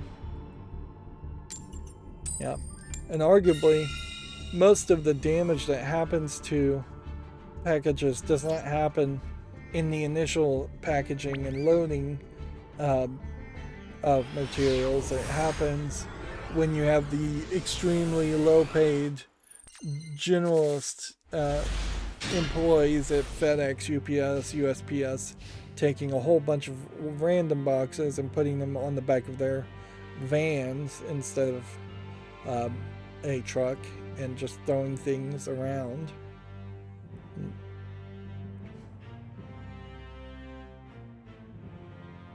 I do think there is a certain point, though, that more packages get damaged by just being on the back of 18-wheelers because of car wrecks or driving on rough roads than there probably should be. Ideally, you would open every 18-wheeler truck and there would be springs or padding on all four walls of the place instead of it just being generic aluminum. But that would be expensive retrofits, and nobody would be willing to do that.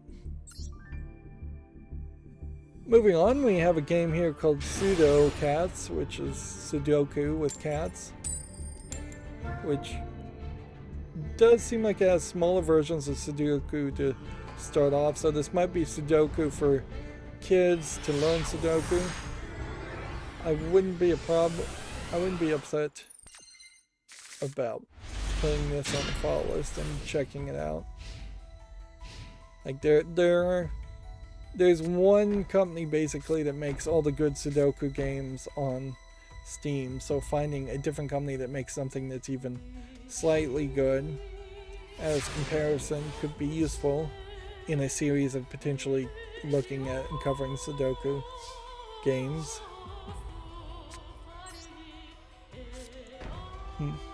Yeah, surprising that there isn't a demo or a free version of Sudoku on the Nintendo Switch eShop either. But I imagine these things do exist, they just cost money. That'd be my guess, is that they don't have free to start versions that then have in-app purchases, which arguably they should.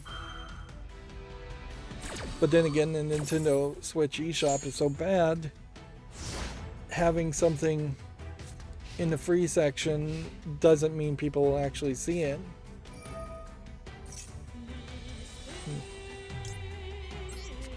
Even Yu-Gi-Oh! Master Duel, I had not heard any news that it was actually on the Nintendo eShop. I just found it when I was looking at every single free game that they claimed was free. Moving on, we have a game here called Push the Sheep, which is just another box pushing Sokoban game. Nothing particularly special about this one, so that would be a no. We have the Little Obedient Robot, which looks like it is a card-based game, but I don't think it's a fighting RPG type game. I think it literally is a side-scrolling platformer where your moves are programmed using cards. So effectively it's a programming game. Which means it probably is going to feel like really rough. Yeah. Feels like you play by clicking on the cards. That's an interesting experiment, certainly. English, allegedly full audio. I doubt that's really true, but whatever. I guess we're probably gonna lose here, so let's activate a spell.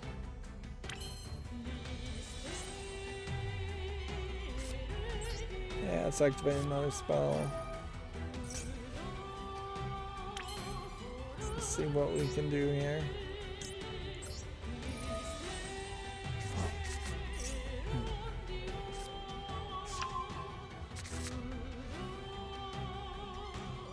Yep, that didn't do anything.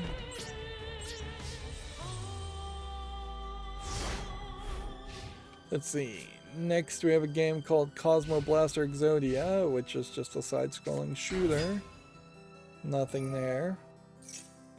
$6.59, English, allegedly full audio. We get way too much of that. They need to relabel the full audio as being, is there voice acting, or are you just saying that the sound effects make gibberish sounds that could be taken as any language, because there's far too many people that claim their game has full audio and there's no voice acting at all. And it wouldn't be terrible if Steam literally required people to list all the voice actors and all the credits of everybody. Actually, that would be kind of a genius thing to do. Valve's just saying, hey, give us your credits in text form. We're going to just put all of these people in the database, and people that like QA designers by this name will then have that connection. QA designers would be like the worst connection to make, certainly. You would put more emphasis on game directors and sound producers. But those kinds of connections are not being made, so the recommendation engine at the moment on Steam is pretty bad. Whereas like specific voice actors for specific characters would be the #1 thing. If you like this voice actor, if you've played other games with this voice actor, support him potentially by playing his other games. Give a profile page for specific voice actors, programmers, and things like that. Make it a full-on Wikipedia. Bring your database into a new generation of usability. By the way, speaking of Steam's database, the Linus Tech Tips did talk about how even though the games were technically approved and said they were 100% gold and working, Horizon Zero Dawn on the Steam Deck in the later parts of the games have been showing him a lot of trouble. So, like, whatever they're doing to verify a game runs perfectly is not good enough. I wouldn't be surprised if what they're doing is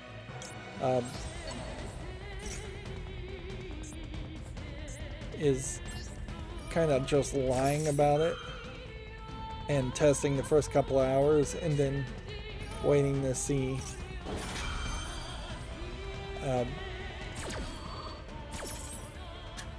Alright, anything lower than 2 or 6.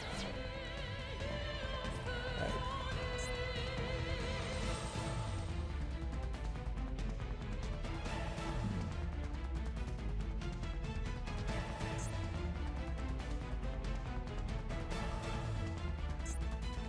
What do we want to do?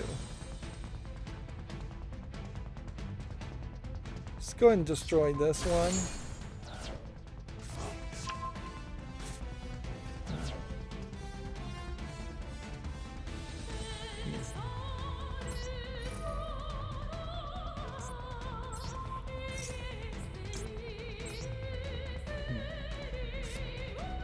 Now this one should now be 8. So I should be able to do this.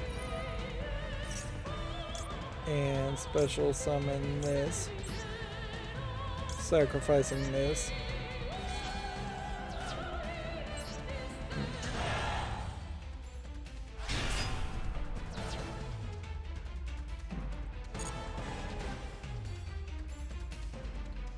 Let's do this.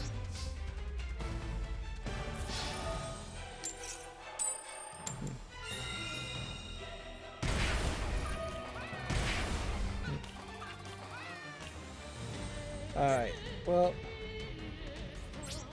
that didn't work.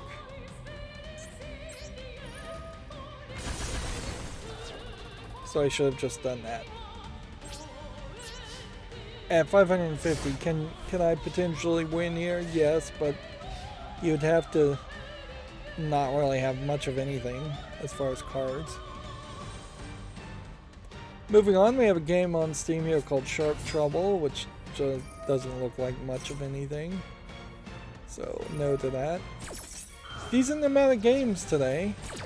Here we have one called Klai Klai, which looks like a little bit better of a platformer. So I'll give that a chance. This guy just flipped 3 coins and destroyed my guy. Down to 50.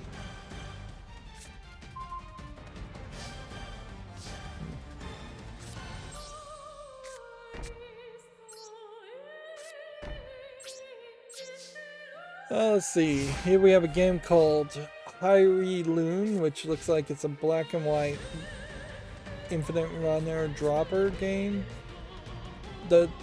Normally I would say no to something like this, but this actually looks fairly visually polished. I don't know if the black and white aesthetic, with the exception of the rings, is a good visual decision.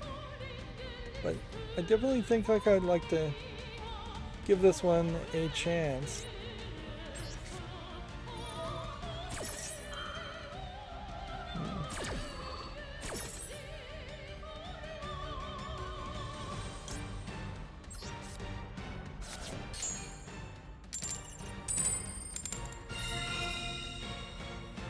Unless there was something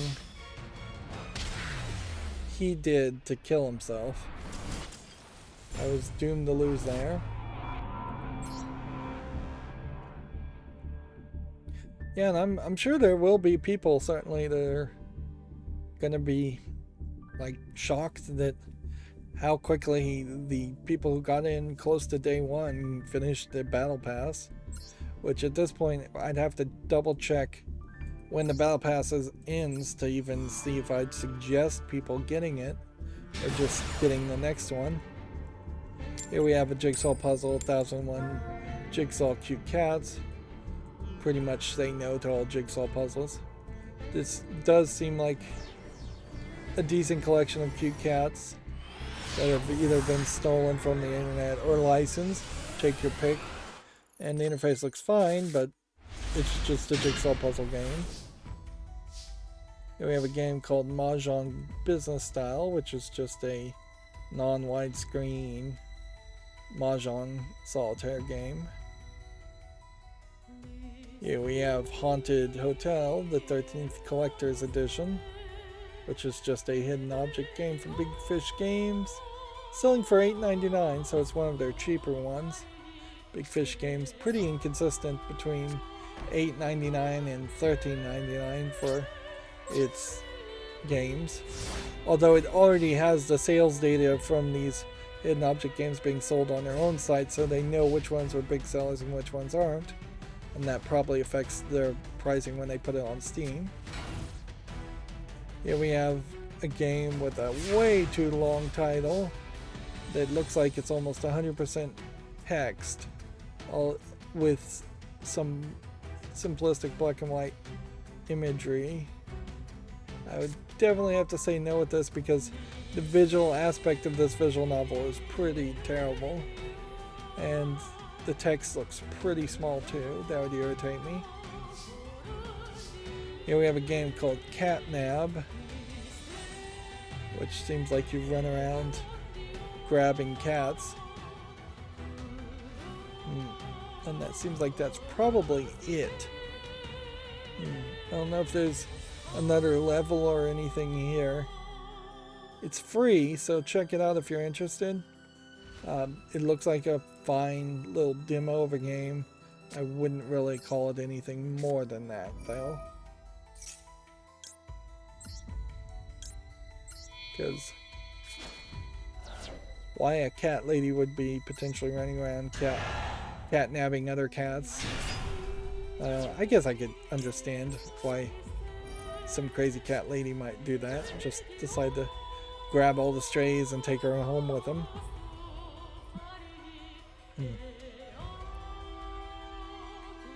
Let's see. Next we have a game on Steam called Pizza Delivery 3000, which looks like nothing, just an asset flip, low polygon game. We have about 5 more new games to look at. Then we'll look at the GameDeveloper.com articles, and then we'll look at the follow list cleanup that I end on. There's a couple other news articles I have to remember to play too. That is still the most annoying thing. I'm getting better at it, certainly, but it's still pretty annoying that you can get distracted for about 30 seconds, and that's all it takes to have the game automatically surrender on you. This game, Secrets of the Temple, does not look visually polished enough. It just looks kind of generic assets, empty rooms, free to play, early access. We haven't seen that many early access games today. Here we have Sci-Fi Defense, which visually does not look polished enough. Looks like it's a VR game where you're just shooting in massive hordes of zombies. $17.99, English only.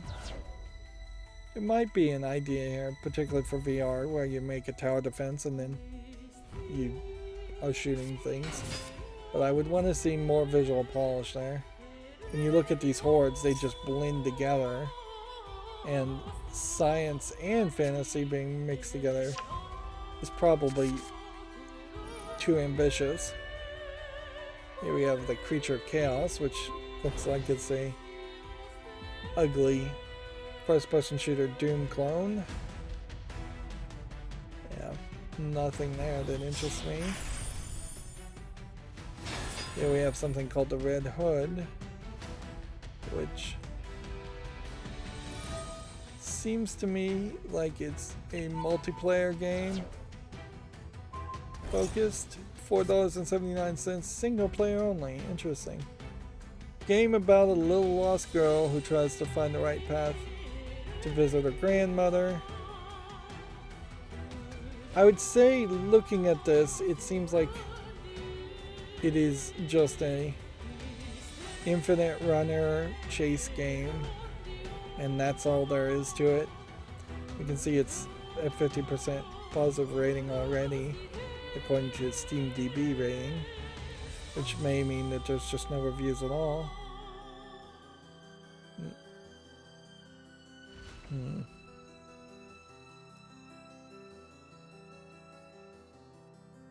Yeah, I don't think there's enough game there. Yep, we got a quick disconnect there, or connection failed, whatever. And that will give us our final reward, and I think that's all we should play today. We get 2 when you get a gold brick. I would have needed 2 more victories, basically in a win streak. Although I guess you could win 1, lose 1, win 1, lose 1, and then win 2, lose 1, win 2, lose 1 to work your way up to the rank. That would also work. One thing I would say I do appreciate about Yu-Gi-Oh! Duel Masters is you don't have to reload the game to get the daily missions or anything like that. There aren't any like daily rewards, but the lewd cell phone game Destiny Child that I play is very annoying in that you have to exit out from the entire Android app to update things and get the daily rewards. So I think they pushed back these, so there's 20 days there. We have 313 of these, which would get me 626 legacy cards. Questioning certainly if you are guaranteed a new one every time. But yeah, it definitely makes sense not to open any of these legacy packs until I spend at least 5,000 gems to open whatever the next expansion is. But at that point, it would make a lot of sense just to open all of these, because you're just constantly going to get legacy packs until at some point they decide to stop giving legacy packs as rewards for playing the ranked. Not sure if there's a structured deck coming anytime soon. I am now rich enough, certainly, that I could consider buying like all these protectors and all these items. And then this ends in 20 days too. So 20 days is when I expect that we'll get a new expansion. So you might want to be kind of careful and just purchase all of these now. It would not be terrible to spend 600 to get all the card protectors. It would be pretty terrible to spend a bunch getting all 4 of these playfields. I imagine the playfields won't go away. The card protectors might. I imagine the mates will never go away. But it wouldn't be particularly difficult to buy all these mates also. I imagine when a new expansion does happen, we will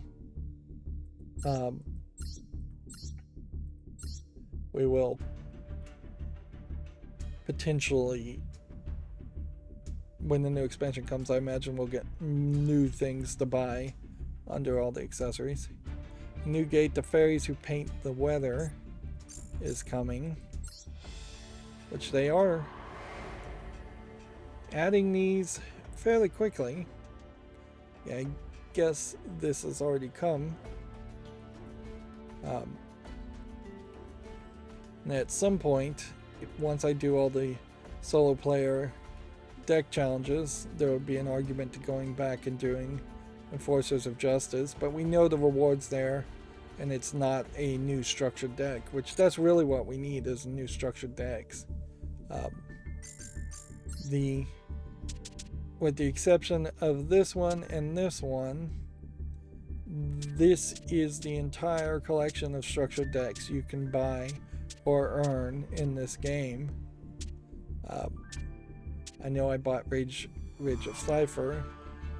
I'm not sure that I actually bought any other of these decks. These were all either handed in the solo mode for the most part, and then some of them were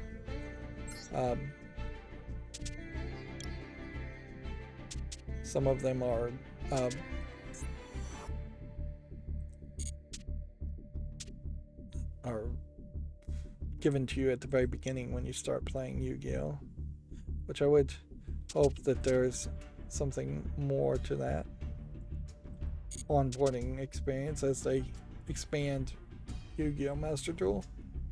But yeah, even here you can see the confirmation here that there's only 7 structured decks in this game, and we need more. We need probably 30 pretty quickly. And I don't know what this exclamation is all about, because like I own all of these cards. So I would just have to assume the exclamation point is a visual glitch, or it's just an indicator of something of the last structured deck we looked at. Moving on, we have 3 more games from Steam. Telepathic Tactics Liberated here looks like a strategy RPG. The animation's not terrible. I don't know why you'd be in a fantasy world then and have telepathic abilities. I don't think those two mix particularly well. $19.99 is pretty expensive. I definitely would have to say no to that. Here we have a game called In the End, which looks like it's an asset flip first-person shooter zombie game, which unfortunately these games sometimes look really, really good like this, and still I don't think there's a real experience here worth playing.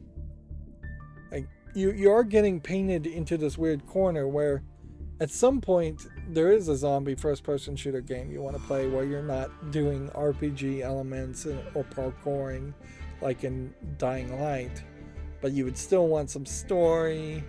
You would still want something closer to like a Left 4 Dead in a single player mode with a single character, and AAA developers may not be interested in making those types of games without adding the RPG elements or adding microtransactions or just keeping people playing for as long as possible. And so we may never really see a generic zombie shooter game that is just a generic, here's some levels, shoot the zombies, and that's that, published by a AAA publisher ever again. That being said, this game still is not making it to the fall list. And then finally we have a game called Heart Attack, which looks like a dark screenshot horror asset game. And the horror games look really, really good. Even the asset flip horror games.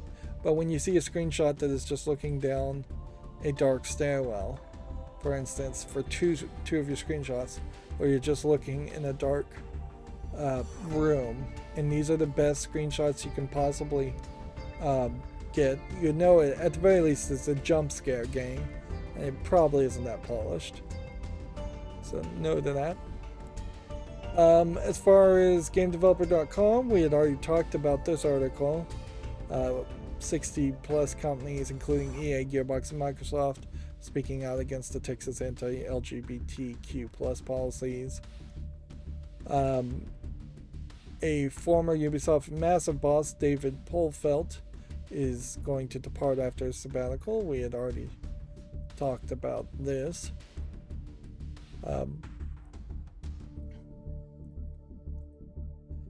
Journey's art director just broke down the title's timeless aesthetics in glorious detail, according to GameDeveloper.com. This is pretty much an interview article. If you want to read that at GameDeveloper.com. Spearsoft veterans have raised $2 million to launch a new studio called Arctic 7. I don't know what Spearsoft is, though. Grecian Robotics led the investment, which enabled the tech development in international expansion. Never heard of Spearsoft, though. What game did they make?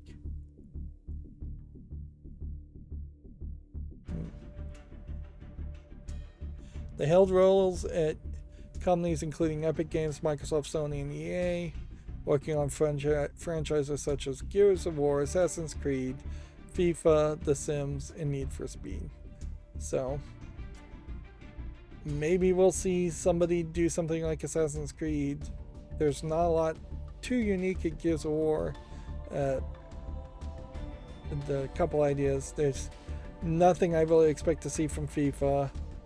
There's nothing I really expect to come from The Sims or Need for Speed.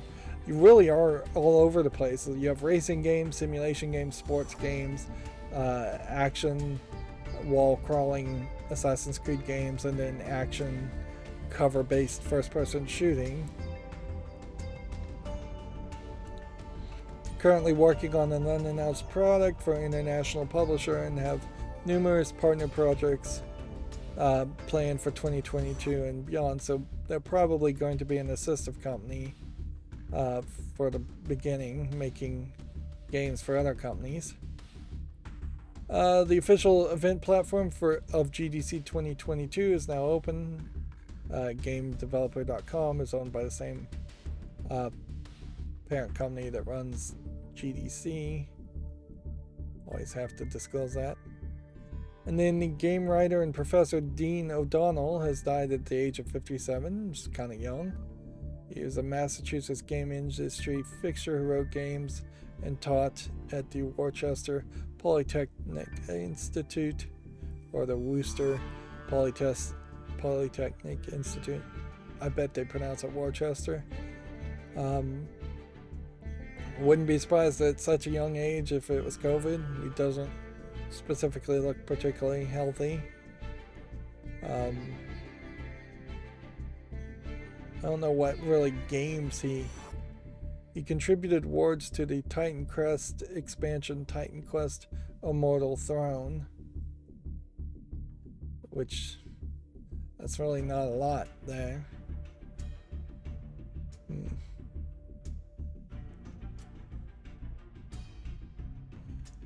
So, yeah. We really should see more obituaries like that, though. People die all the time, so it would make a lot of sense that anybody who ever contributed anything to even one video game, should, at that point, be considered. Oh, and I guess, because I'm not signed in, then the fall list is going to be a little awkward here, where I'm just going to say, yes, I'm going to promote this game because it has over 30 reviews, even if they're only 70% positive. I'll put this on the wish list. It's a free game anyways, with no microtransactions.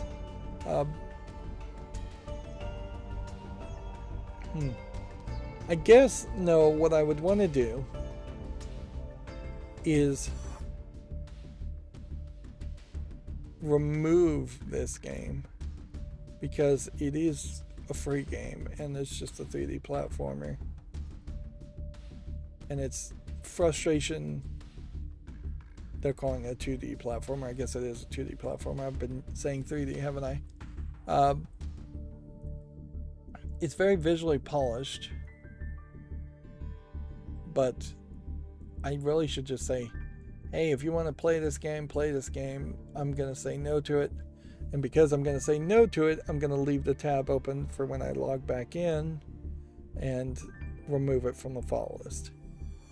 The only thing I can close from the follow list cleanup would be something that I just want to give more time to. So this, like, a Subversion Saga, for instance, I could remove,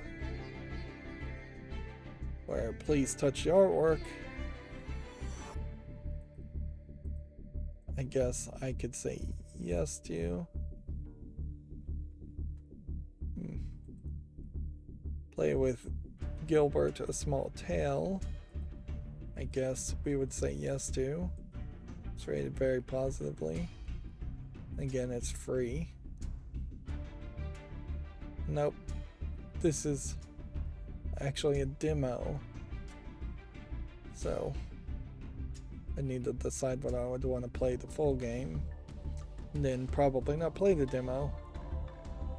Where this game, I think you say no to, or you give it more time.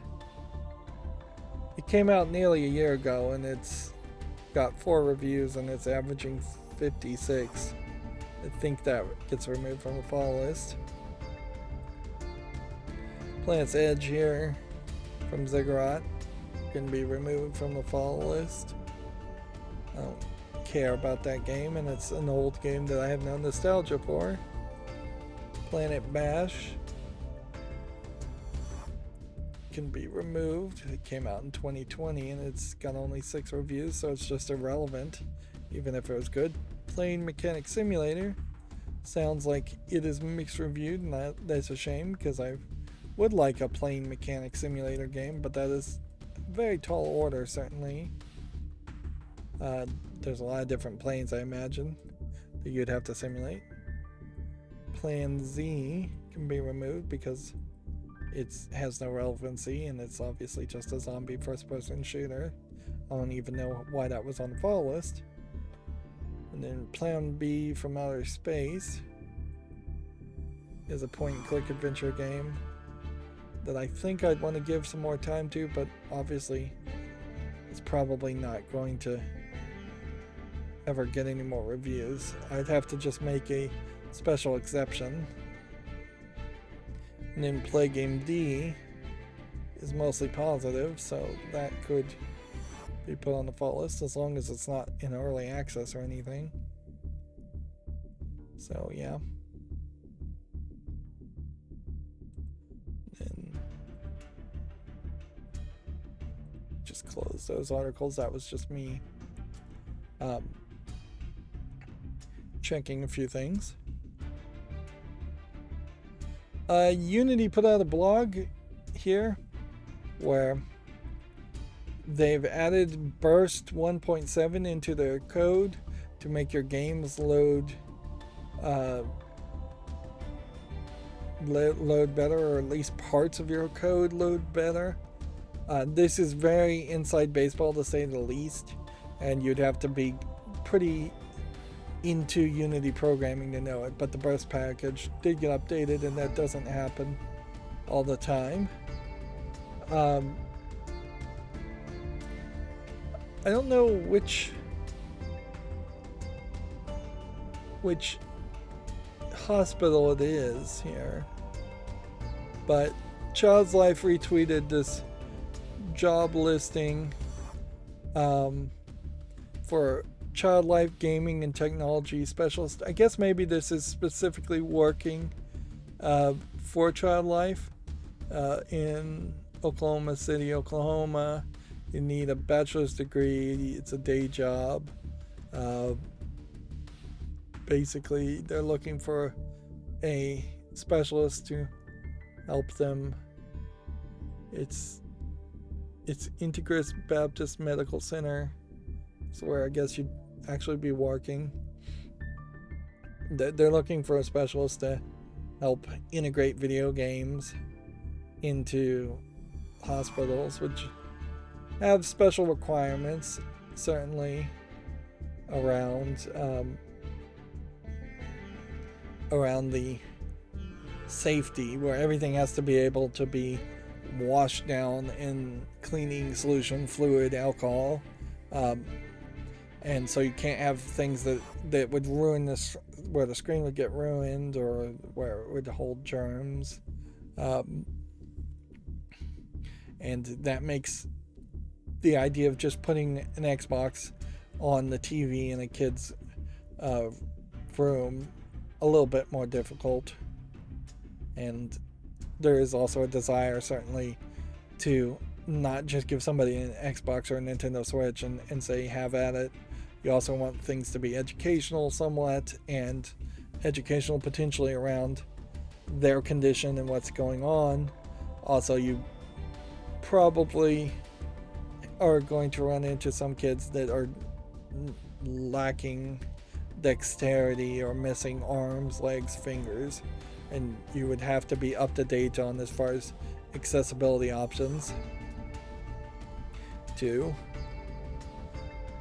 I don't know why Dark Horse Comics is selling this, but the Dragon Age Morgan statuette is on sale for a massive $149, which for high level statues, they do tend to be way more than you'd expect them to be. Now, at some point, either Dragon Age added a bra to Morgan, or they've added a bra to Morgan, because I'm fairly certain in the Dragon Age game that I played a long time ago, she was not wearing a bra, and that was the whole idea of this very deep swooping V-neck is that there was just a lot of cleavage showing. So I think they've already missed their target audience. It seems like she's got some kind of magic coming out of her hand and a big staff, which arguably maybe the staff could have been smaller. It doesn't potentially need to be as tall as her. And then leather boots with way too many belts. They've really stolen from the anime way too many belts art style here. Leather skirt that's not particularly that interesting. Not a terrible statuette, certainly, but I just don't know if there is anybody out there that I would recommend buying statuettes for. Because that does seem like an unnecessary expense. You could buy 2 or 3 games for the price of one statuette. Apparently they have some other statues of some other characters. Dragon Age fans, I imagine, are a fairly niche audience that are still very obsessed with Dragon Age, despite not really being given any new Dragon Age content in a long while. But yeah, that is something that I feel like a Dragon Age fan might buy. And then RetroPie, if you're into emulation on the Raspberry Pi, says Happy Pi Day, since today is Pi Day, and they've released RetroPie 4.8. Clearly they would have held off and targeted Pi Day. 4.8 is based on Raspberry Pi OS Lite Buster, which means it doesn't have a desktop environment installed. That's the light part of that. Buster is based off of Debian Buster, which is, I guess, the latest version that's mostly supported for the Raspberry Pi, Raspbian, or it was called Raspbian. They changed the name to Raspberry Pi OS, I believe, which is now their legacy release. RetroPie, as you get more and more layers away from the original supporters, so you have like Debian Linux that doesn't support Raspberry Pi at all, and then you have a fork of Debian Linux in Raspberry Pi OS, and then you have a variant of Raspberry Pi OS in the Lite form variant that is being forked for RetroPie. So there's 3 levels down there, and you could potentially add even a level on top of that as far as just Linux in general. They say there have been a lot of changes since the last image. RetroPie setup has had some visual and functional improvements. Package management is now simpler, and there have been improvements to joystick control and the dialog menus, as well as addition to on-screen keyboard for configuring Wi-Fi password. Versioning is now supported for some software source packages, so source packages will only update if there are new changes available. This makes updating quicker when you have many packages installed from source. The front end of Emulation Station has had some useful changes, including theming improvements, faster loading, and bug fixes. The new default theme is Carbon 2021 that uses a new theming feature to allow pixels for positioning and sizing. This makes it easier for creating themes.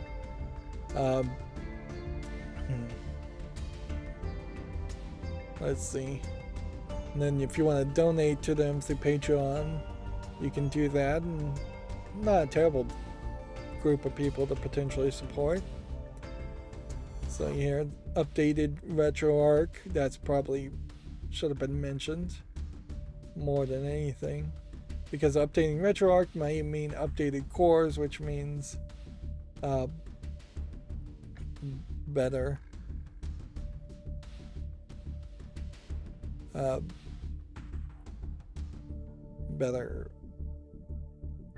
like emulation potentially.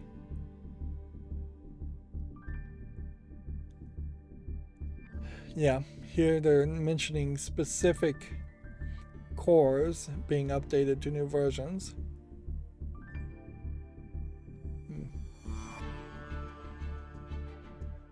Scum VM being updated as the first release since Residual VM merge, including bug fixes and new games.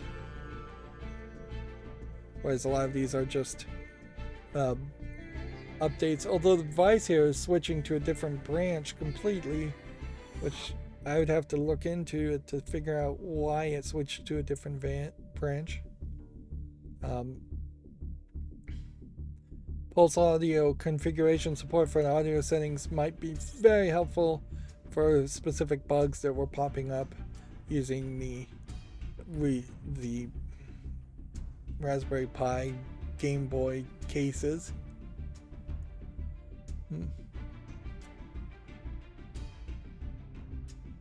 Kodi. I'd like to see Kodi work a little bit easier in RetroPie. But yeah, major number update there at 4.8, or actually minor number update at 4.8, whereas a major update would be 5.0, and it is questionable what new features, since new features are even being added to the 4.8 minor number, what new features or massive amount of change has to happen to make them go to 5.0. I would suspect 5.0 will be a whole new kernel, move from Debian Buster to is it Squeeze that's the new Debian branch after that? I'd have to look that up too. It's been a while since I've done anything with Linux or Debian.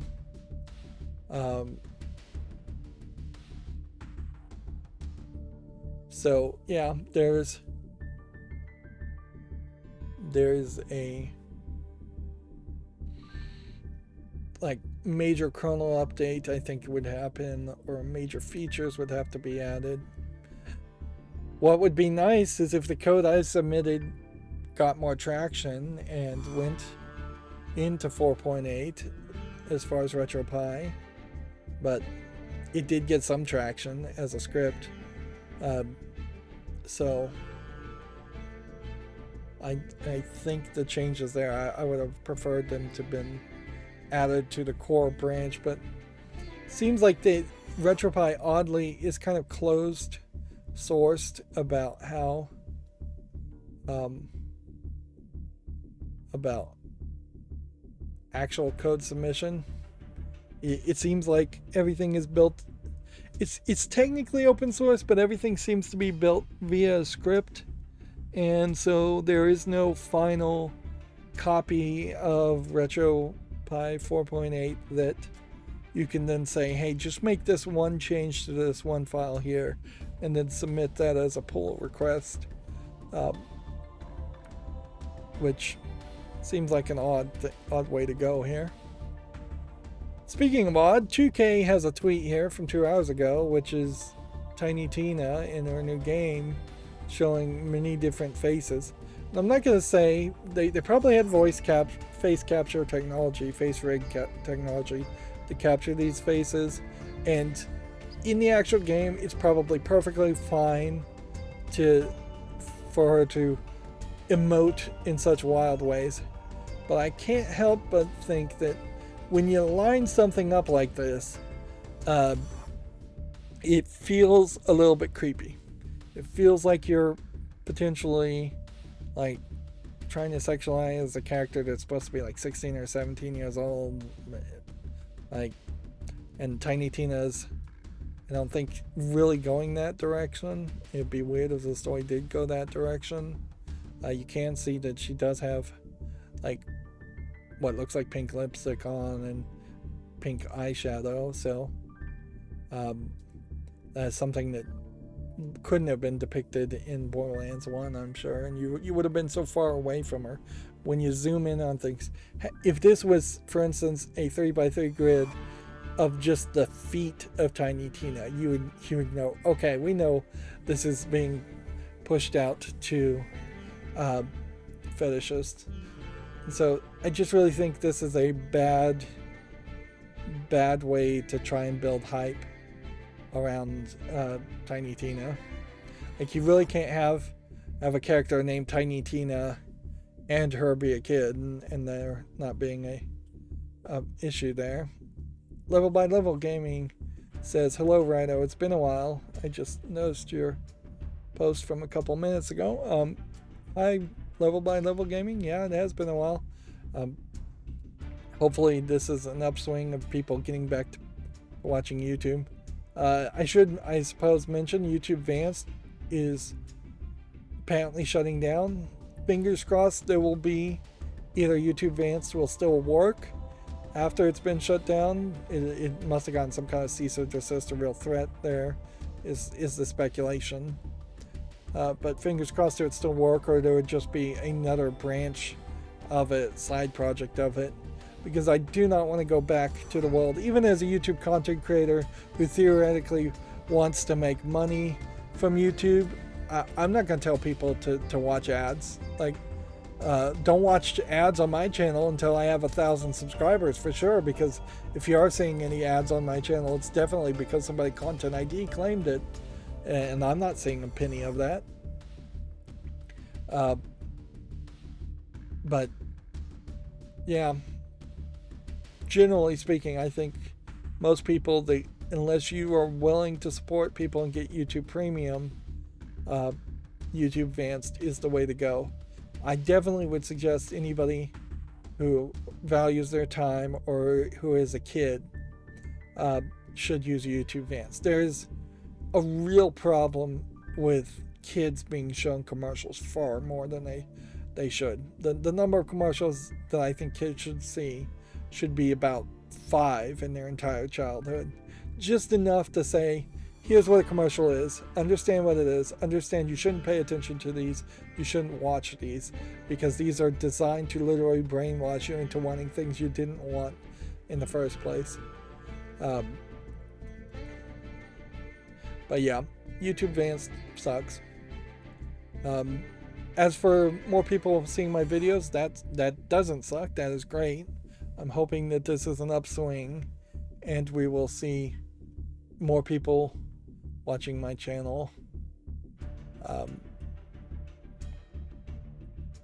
But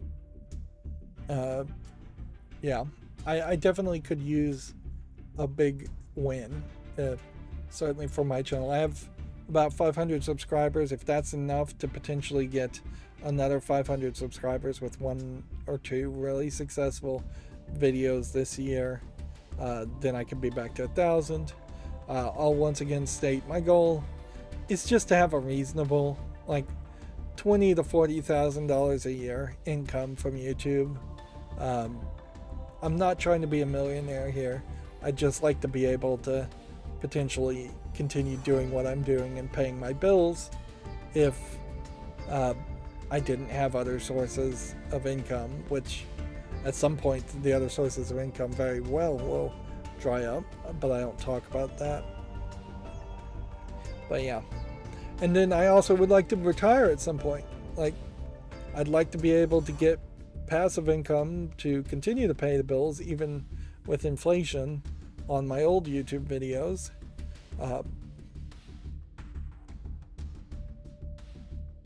But that's really all I'm asking for. Is a reasonable wage, or, you know, if they ever voted in universal basic income in the United States, I'd be more than happy with that. That would help more people than just me, for sure, and that would allow me to continue doing what I enjoy doing, which is running this YouTube channel. Alright, on that note, that's going to be it for this stream. As always, I ask you to like, share, subscribe, comment, and watch every second of my videos. Oh wait,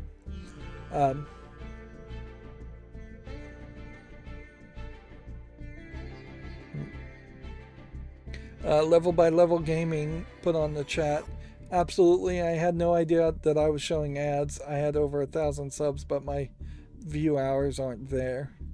Yeah, the double requirement there of having to have over 1,000 subs and over 10,000 watch hours, or yeah, I think it is 10,000 watch hours, is something that can really crush you.